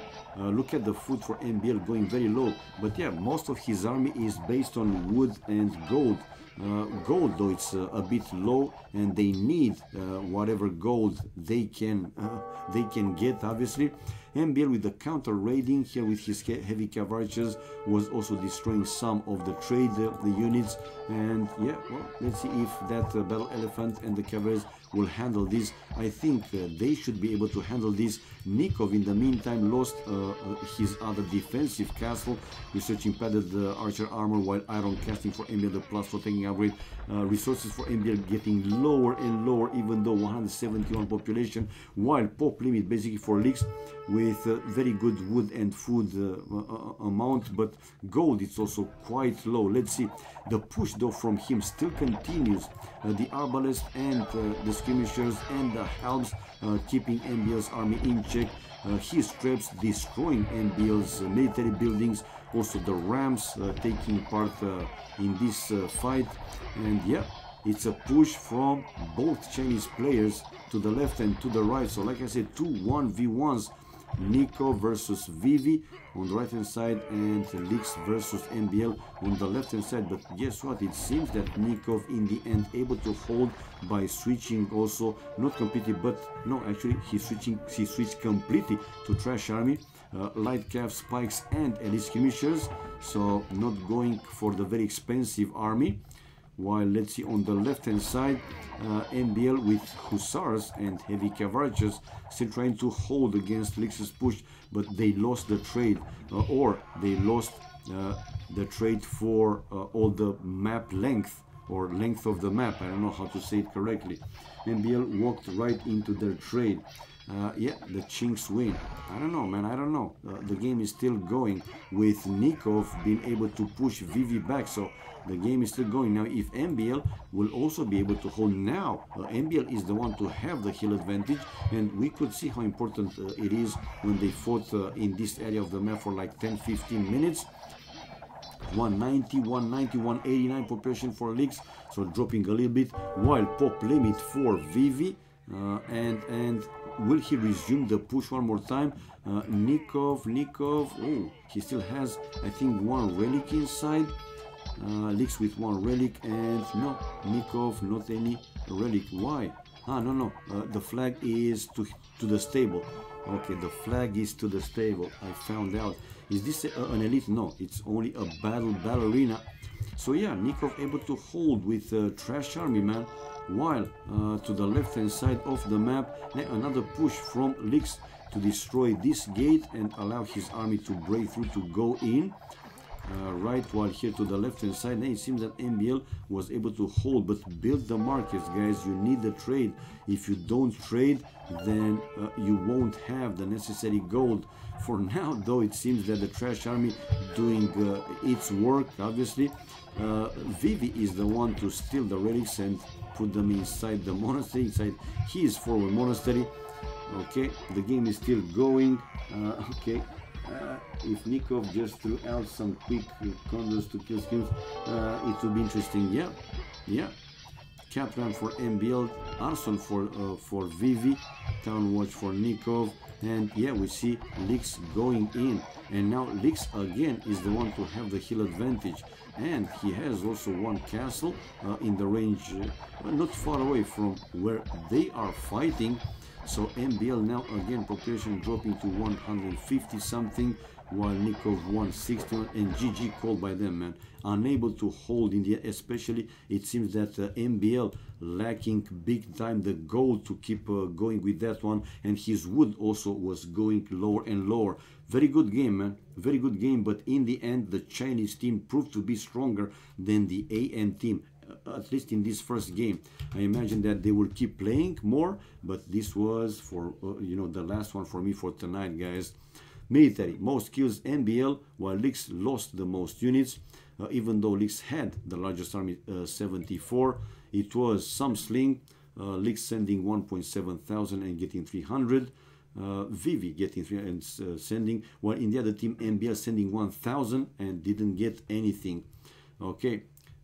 Trade and gold, total gold, best for Lix, stone and food for Nikov, while MBL best wood. Tech-wise, fastest imp for Nikov, 3606, and villagers highest was for Lix, 157. 157. Ah, Puserino, okay. This is it, guys. This is it. Okay, well, I streamed for like 3.5 hours. It's not that I have to take my dinner. I don't know. I have to go, right? Well, right. I have to go somewhere. And if I'm coming back, if it's going to be a fast one, maybe I will stream again. But it will be like an Emperor Rise of the Middle Kingdom stream. I don't know, like half an hour, 1 hour, something like that. I don't see Horsey though around. If he would have been around, I don't know. I don't know. Anyway, yeah, a fast one, Mike, a fast one. You know what I mean. So guys, thank you everybody for watching, man. Thank you for all the support. Much appreciated. Have a great remaining Friday. Oh, Horsey. Yeah, well, I will go for my dinner, man. And I have to go I didn't think that these games will take so long. But I'm trying to come back playing game while listening. Ah, okay. That's great, man. That's great. If I come back fast enough, I will stream some Emperor a bit later. It's going to be, you know, not hours and hours, but I want to continue a little bit more. Or I can play now, like, but no, no, it's 30 minutes. Better to you know, to get rid of other stuff that I have to. And if I have free time, I will, like I said, stream that one. If not, if I won't make it, Horsey, well, tomorrow, Saturday, I think I will stream right away. I will start right away with Emperor. If you will be around tomorrow, I will start the stream with Emperor. It's going to be like 2 p.m. GMT, something like that. So I will start with that one because I want to advance with the Emperor as well. And then if something interesting is there, I will stream some AoC. So I will switch the order. Well, like I said, guys, have a great weekend. Have a great morning, evening, afternoon, night, wherever you are. One more time, thank you for all the support. Much appreciated. Big love, guys. Hope that you have a great time like I did. And until next time, guys, bye-bye for now. And never forget, we love this game, and not only, we love them chicks, man, because we are men. We are free men here. We can say and do whatever we like. Bye-bye for now, people. Stay safe.